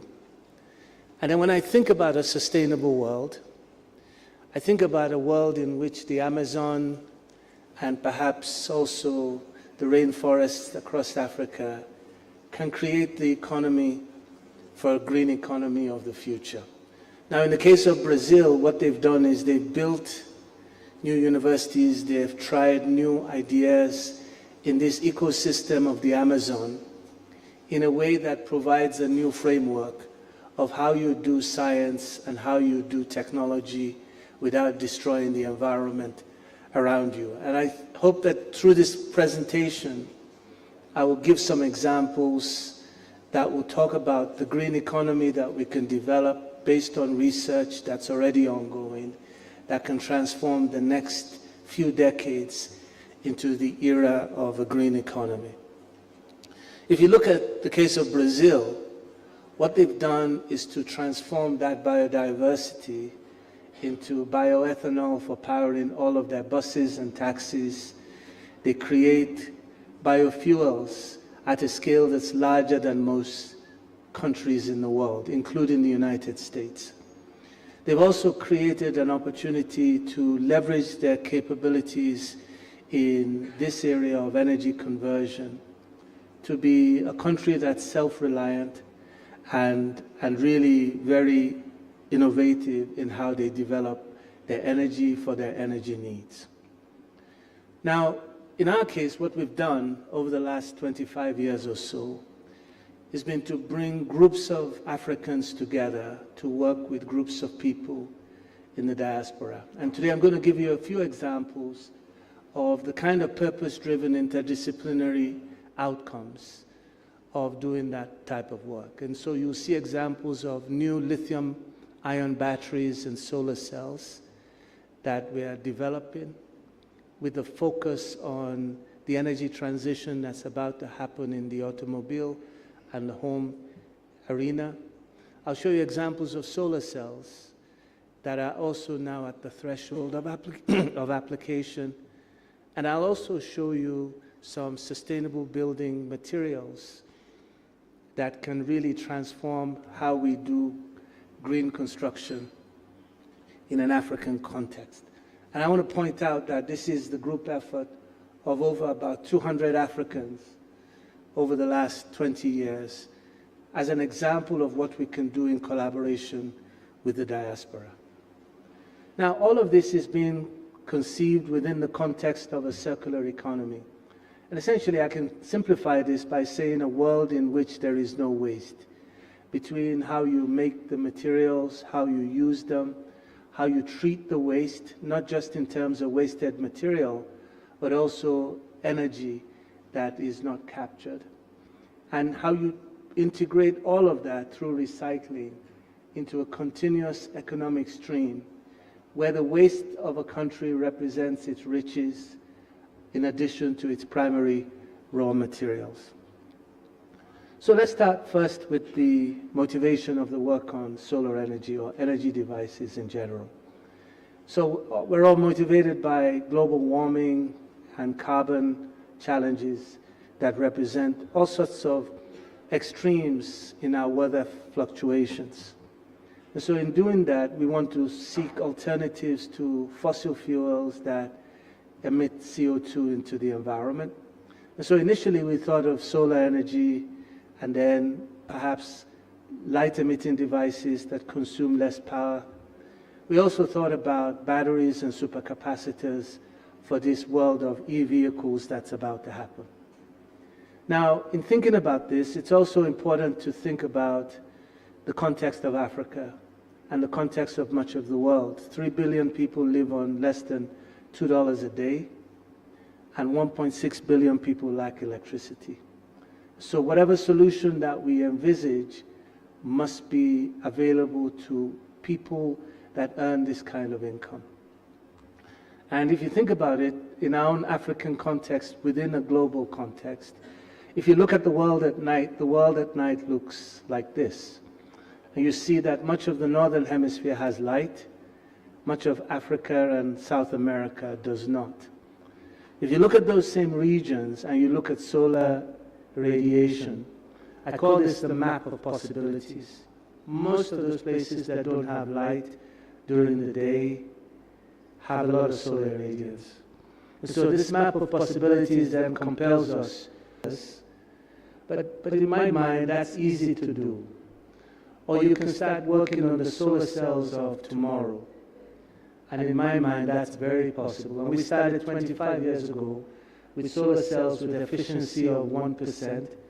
Today, we have made solar cells with efficiency of 23.4%, with the possibility of scaling to application. And that comes through collaboration.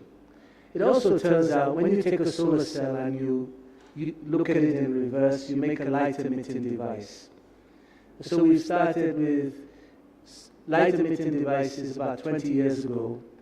And because we had a really successful collaboration, the patent from that LED structure made it into a license that was licensed by Samsung. And so in that particular work, it turns out that our patent from Samsung is the patent behind many Samsung TV screens today. I say this because, quite frankly, when we started the work, I didn't imagine that this was going to be the outcome. My role in it was theoretical, working in a group that was trying to use a pressure-applied method to stamp pixels on a TV screen, and that resulted in a patent that got licensed. But I got this idea that when you apply pressure during the fabrication of these devices, you can actually also make solar cells. And actually the trick to the improvement in solar cells has been the pressure application during manufacturing, blended with now the increasing use of artificial intelligence and digital images of defects in ways that allow us to now further optimize our solar cells using machine learning, AI, as we approach the theoretical limits of those solar cells. Now, similarly with batteries, we've used the same idea, and similarly with supercapacitors, we've used the same idea. Now, what motivates all this is that we know that in the next few years, we're going to see a transition from gasoline stations to electric power stations for charging and discharging in ways that have motivated us to engage in this research. Now, the question that I would ask myself, though, is not whether we can make all of this available for the rich. The question I would ask myself is how do we make this available for even the poorest African on the continent? And so part of the work we do experiments in Mpala village here in Kenya, where we, in a region near Nanyuki, do a test on a community of 200 people. They live in huts that look like this, and what we did was to develop 2 types of solar lanterns that we tried out in those environments. These are 2-watt panels connected to a 6-volt motorcycle battery, and it turns out you can retrofit the solar lantern to introduce an LED bulb to a kerosene hurricane lantern. When you do this, it costs that rural person $2 per month over 12 months to pay for the solar lantern. Now you might ask, why don't you give it to them? It turns out when you give things to people, they don't value them. They don't take care of them. But if you help them pay for it, they not only take care of them, then they also want to give this to their grandparents, their mothers, their fathers in the village, and you create a sustainable enterprise. And that fund then went back into the village in a way that allowed them to use it to purchase sustainable water filters.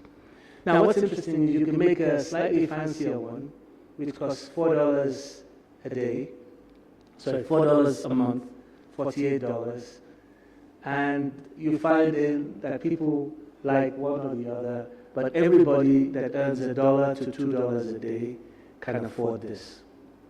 Now initially I didn't know if this was good enough, and we were testing in the lab, and so eventually I took it up to the village, and you can see from the face of this man how excited he was. And then we used the famous African trick called jealousy to let the others want it by giving half of the village lanterns. And of course, they all signed up afterwards. So the outcome of this was transformational. And it showed that everybody could afford light. By the way, this gives you 5 to 10 hours of light a day, or 5 hours of light with some radio. And the value of this in terms of how the people felt about their lives was just tremendous. So the question is, can we scale this? And can we scale this in a way that makes this available to every village on the continent?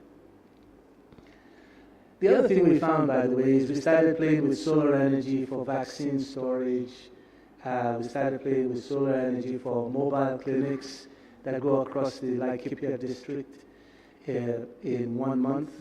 And so these solar energy solutions enabled much more than just light.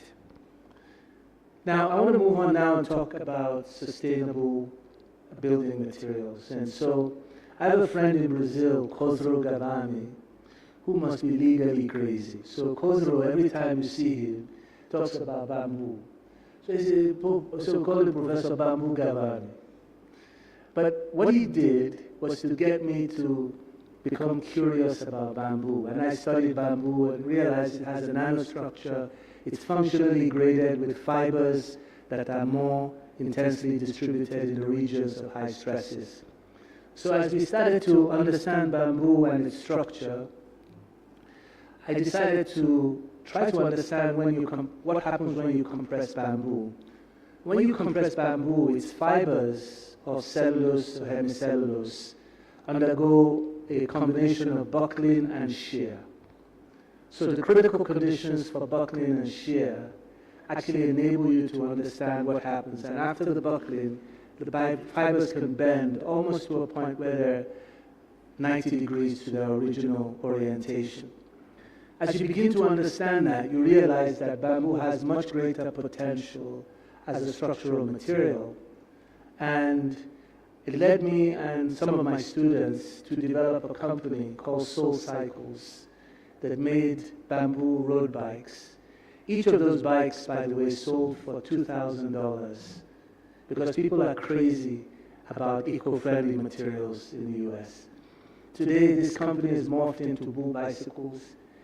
The most expensive bikes there sell for $8,000 per bike. And there are times when I would travel through Lagos Airport and nobody knew what I was carrying because I only carried the frame. So it just shows you the value of what we have when we understand it. We started playing, by the way, with the idea of bamboo cars and people movers. Here's a design by Kenyan Patrick Kuruki that we've been playing with. One of my other students developed a bamboo wind turbine. And that bamboo wind turbine is made from the fibers mixed with epoxy to make these structures, which are now used at the University of Vermont for hybrid electrification, using both the wind turbine and solar for electricity for streetlights. So lots of opportunities happen when you are able to innovate and play. And I would also point out the Brazilians did the same when they wanted to fly. Santo Dumont flew at the same time as the Wright brothers using bamboo airplanes. And so it's not where you start from that matters, it's the fact that you bring an innovative spirit. And so I want to just show you what happens as you build on this ability to understand bamboo as a structural material, how you model it, how you understand it. You can embed into towers, telecommunications, and you can create all sorts of aesthetically appealing structures. And in China, they've actually built bamboo skyscrapers in the city of Shanghai. So there I'm showing you on your left the tallest current bamboo structure in the world. And to your right is the next one, both of which are in Shanghai. The challenge I have to every African here is why not Africa? Why not Africa? Why shouldn't we be bold and build even taller ones in Africa? And by the way, as you begin to look at our natural materials, you find that our sisal plants actually contain fibers. And those fibers are natural fibers that you can embed in composites. And as you embed those in composites, you make structural materials that are very robust. Here's an example of a fiber-reinforced cementitious composite that has greater strength than all of the existing blocks. You can use earth-based matrices of different types, and you can show that they have much greater strength than existing cement blocks. But what's really exciting to me now is to begin to integrate all of these into sustainable homes that are built of these materials in ways that can scale in our own environment, and beginning to create the dream home of the African that has all these aesthetic elements and financially engineered possibilities to make them real. Now, the most curious of all our efforts has been a most recent effort where we're basically taking mushrooms and mycelia and mixing them with clay particles and earth particles to form building materials, or depending on what you put in, you can form materials for shoes or materials for textiles using the idea of culturing mycelia. So it's really exciting. And recently I got a call from somebody in Norway where they're basically taking asphalt and binding it with mycelia to make roads. And they basically created a company. And so he was talking to me, asking me if I was interested in moving to Norway. And what was intriguing to me is that the same ideas that we've used to bind clay into building materials can be used to bind asphalt-based materials into roads. And so as we think about innovation and we begin to think this way, it enables lots of possibilities in terms of commercialization and scale up. Now, before I finish, I want to tell a story about somebody who was a mentor of mine, who was Professor Adewoye. Professor Adewoye was the first Nigerian to get a PhD in materials from Cambridge. I was the third. And so I used to really look to him as a mentor. And so one day he was a professor at IFE. He was found wandering through the bushes, picking up leaves. So the Nigerian students wonder, what the heck is Prof doing wandering through the bushes, picking up leaves? So he came back with some cassava leaves, and he had them dry those cassava leaves. But he knew, of course, cassava is poisonous because it contains carbon and nitrogen. And so he wanted to diffuse into the surface of steels the carbon and the nitrogen to carbonitride the surface.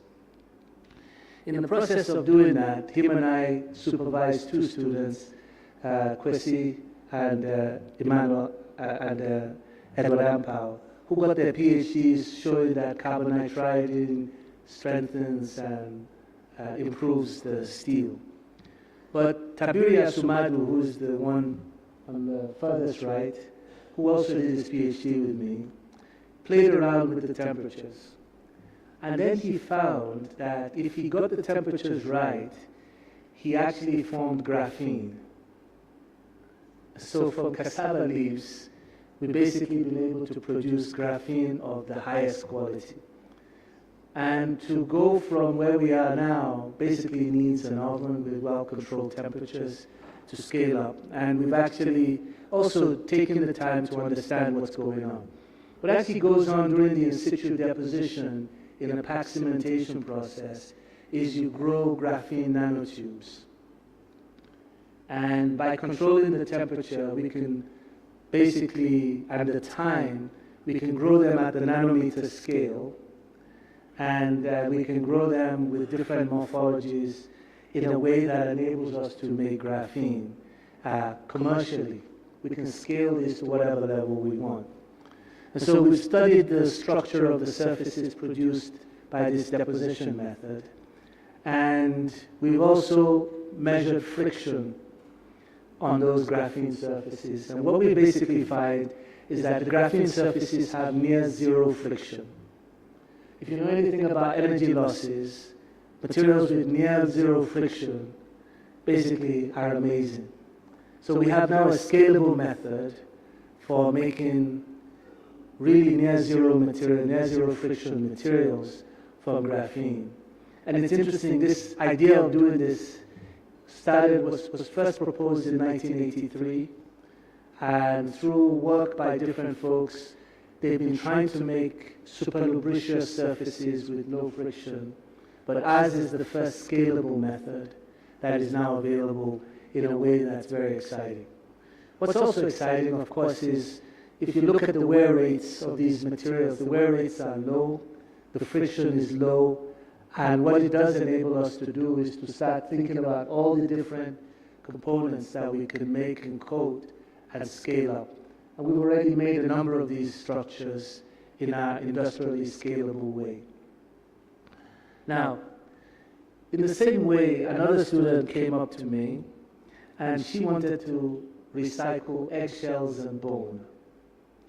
And initially I said, I don't like this kind of project. What am I going to do with eggshells and bone? But I realized that these are made of calcium carbonate, and essentially I can create the same kind of nanostructures. And when I use those, I accelerate the integration of biomedical devices. And so with this method, we're able to develop methods for nanostructured coatings of biological or biomedical structures in ways that are enabled by innovation. And by the way, before I finish, I just want to say that if you look now, what you now realize is that the bioresources we have are precious. So if I look at some of these bioresources in terms of shells of foods, we often will discard of them. And what we found is by processing these, you can process them into biochar, or you can process them into graphene. And so not only do we now know how to do this, we also know how to scale it up. And if you look at the energy you get from some of these processes, those heating values are quite significant. And if you look at the gases you form, you can transform them into hydrogen, which means you can use not only methane, but hydrogen derived from bioresources. And so with ideas like this, it is easy for us to now begin to think about a carbon economy. And that carbon economy today is real. People are trading carbon credits today in the world. And there are efforts to build policy and regulation, I'm almost done, in a way that is real. There is also the opportunity to look at value addition to graphene and value addition to hydrogen, and to look at the opportunities for applications in optoelectronics, to graphene through carbon processing, and also the opportunities for different types of hydrogen that you can get depending on how you treat things. There's also, of course, the opportunity to fit into global goals in terms of applications of hydrogen from different sources. Most of those will come from electrolysis. And as we think about the green circular economy, we need to be thinking about the potential to leverage carbon capture and various other processes into our ideas of how we process our own resources. We need to look at our energy resources in different ways, from solar to wind to hydrogen plants where you do electrolysis, to applications of energy storage in kekena peps and cars that are going to be plying our roads. These are all opportunities to create work. In terms of agribusiness, we need to look at the plants not just as plants. We need to look at them as sources of herbs and drinks and teas. We need to look at sources of cosmetics, and we need to use ideas that we have to add value to them in clothes and also shoes that are made from mycelium and other biological materials. And we need to educate our students from apprenticeships and certificates to diplomas. And we also need to treat TVET, especially in technical education, up to the master's and the PhD levels. But they should be doctorates and masters that focus on theory and practice. And as we look at the circular economy, I think the TVETs have a key role to play in preparing skilled workers for a green circular economy across a range of areas of needs. We also need to leverage the opportunities in environmentally sound investment practices and carbon credits in a new world in which carbon and green markets are the norm. We also need to leverage AI to develop AI for optimizing manufacturing processes and problem solving in a green circular economy. And really realize that there's a lot to do at the human-robot interface and the whole opportunity of data-driven decision-making and policy formulation is a huge opportunity for us. For the universities, I just have one message. Be the nexus of research, industry, students, and community. Don't be an island. When you organize that nexus, you become critical to industry, to the community, to students and researchers, and you become the nexus for the workforce for development. And so what I've tried to do is just give a perspective of the green circular economy and examples of sustainable engineering science solutions for the future of work. I gave a few examples in energy, sustainable housing, eco-materials and health, just to give a flavor of the value addition that we can achieve when we do our own research, we create our own environments in a way that allows us to really have an integrated approach to the circular green economy. And I hope that you can also see that the green economy has already started.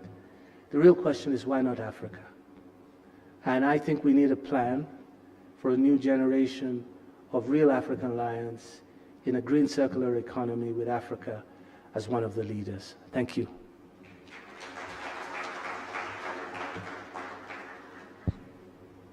Thank you, Professor. I like the ending with the new lions, the new African lions. I think we're very tight with time, so unlike other presentations which were about TVET, this one was a little bit out of the box. So I think we all have quite a lot of questions, but the good thing is we're breaking out into the sessions, so we'll get a chance to deep dive into any comments or questions you have on the presentation. But I would like to say thank you to Professor Bamboo. I'm going to call him Professor Bamboo from now on. So please help me say thank you again for a very well done on the presentation. Thank you so much. Great context setting for the sessions, breakout sessions that we'll have right after lunch. Now, this is how we're going to do it. Working Group 1, which is Food Security and Agribusiness. The moderator, Dr. Timothy Njagi, you will be here at Jambo Ballroom. So for those who will be attending that particular session, that will be here. Working Group 2, which will be around climate change. The moderator, Professor Elhaji Bamba, will be the one to take you through that. That again will also be here at Jambo Ballroom. Working Group 3, and this is around energy, including renewables. Professor Stephen Getahi Kiama will be the moderator or his representative, and this will be at Bougainville, which is a few steps up there. It'll be able to be shown by the ushers. Working Group 4, which is Artificial Intelligence and Data. Ivory is also up there, a few steps from here. And the moderator will be Professor Kaihura Muganga Didas, the Vice Chancellor, University of Rwanda. And last but not least, the Working Group 5. This will be around mining, minerals, and material science. This will be at Shop 8, and the moderator will be Professor Azikiwe Peter Onuolu, Vice Chancellor, AUST, Nigeria. I think that is clear. Is that clear to everyone? In terms of the working groups and the different rooms. So,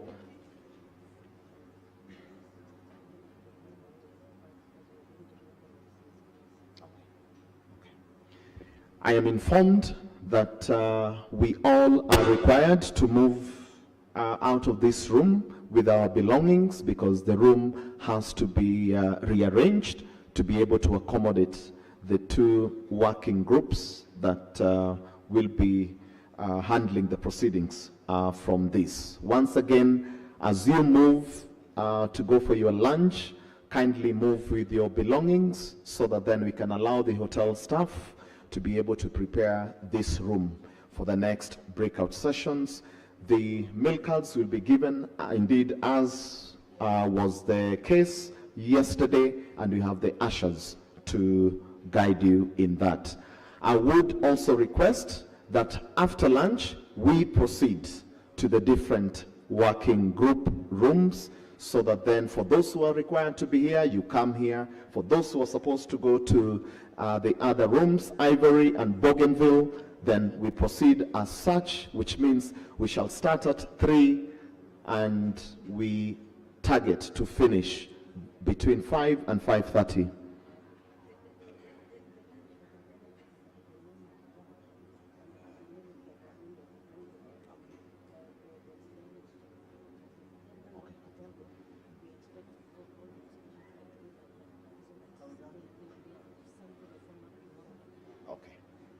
Okay, for the ministers and the PS, you have your usher, you'll proceed to Cafe Kigwa as yesterday. And for the rest, it is Nyama Choma Ranch. For the ministers and the PS, please proceed to Cafe Kigwa, and you have the usher to just guide you in that. For the rest, we proceed to Nyama Choma Ranch.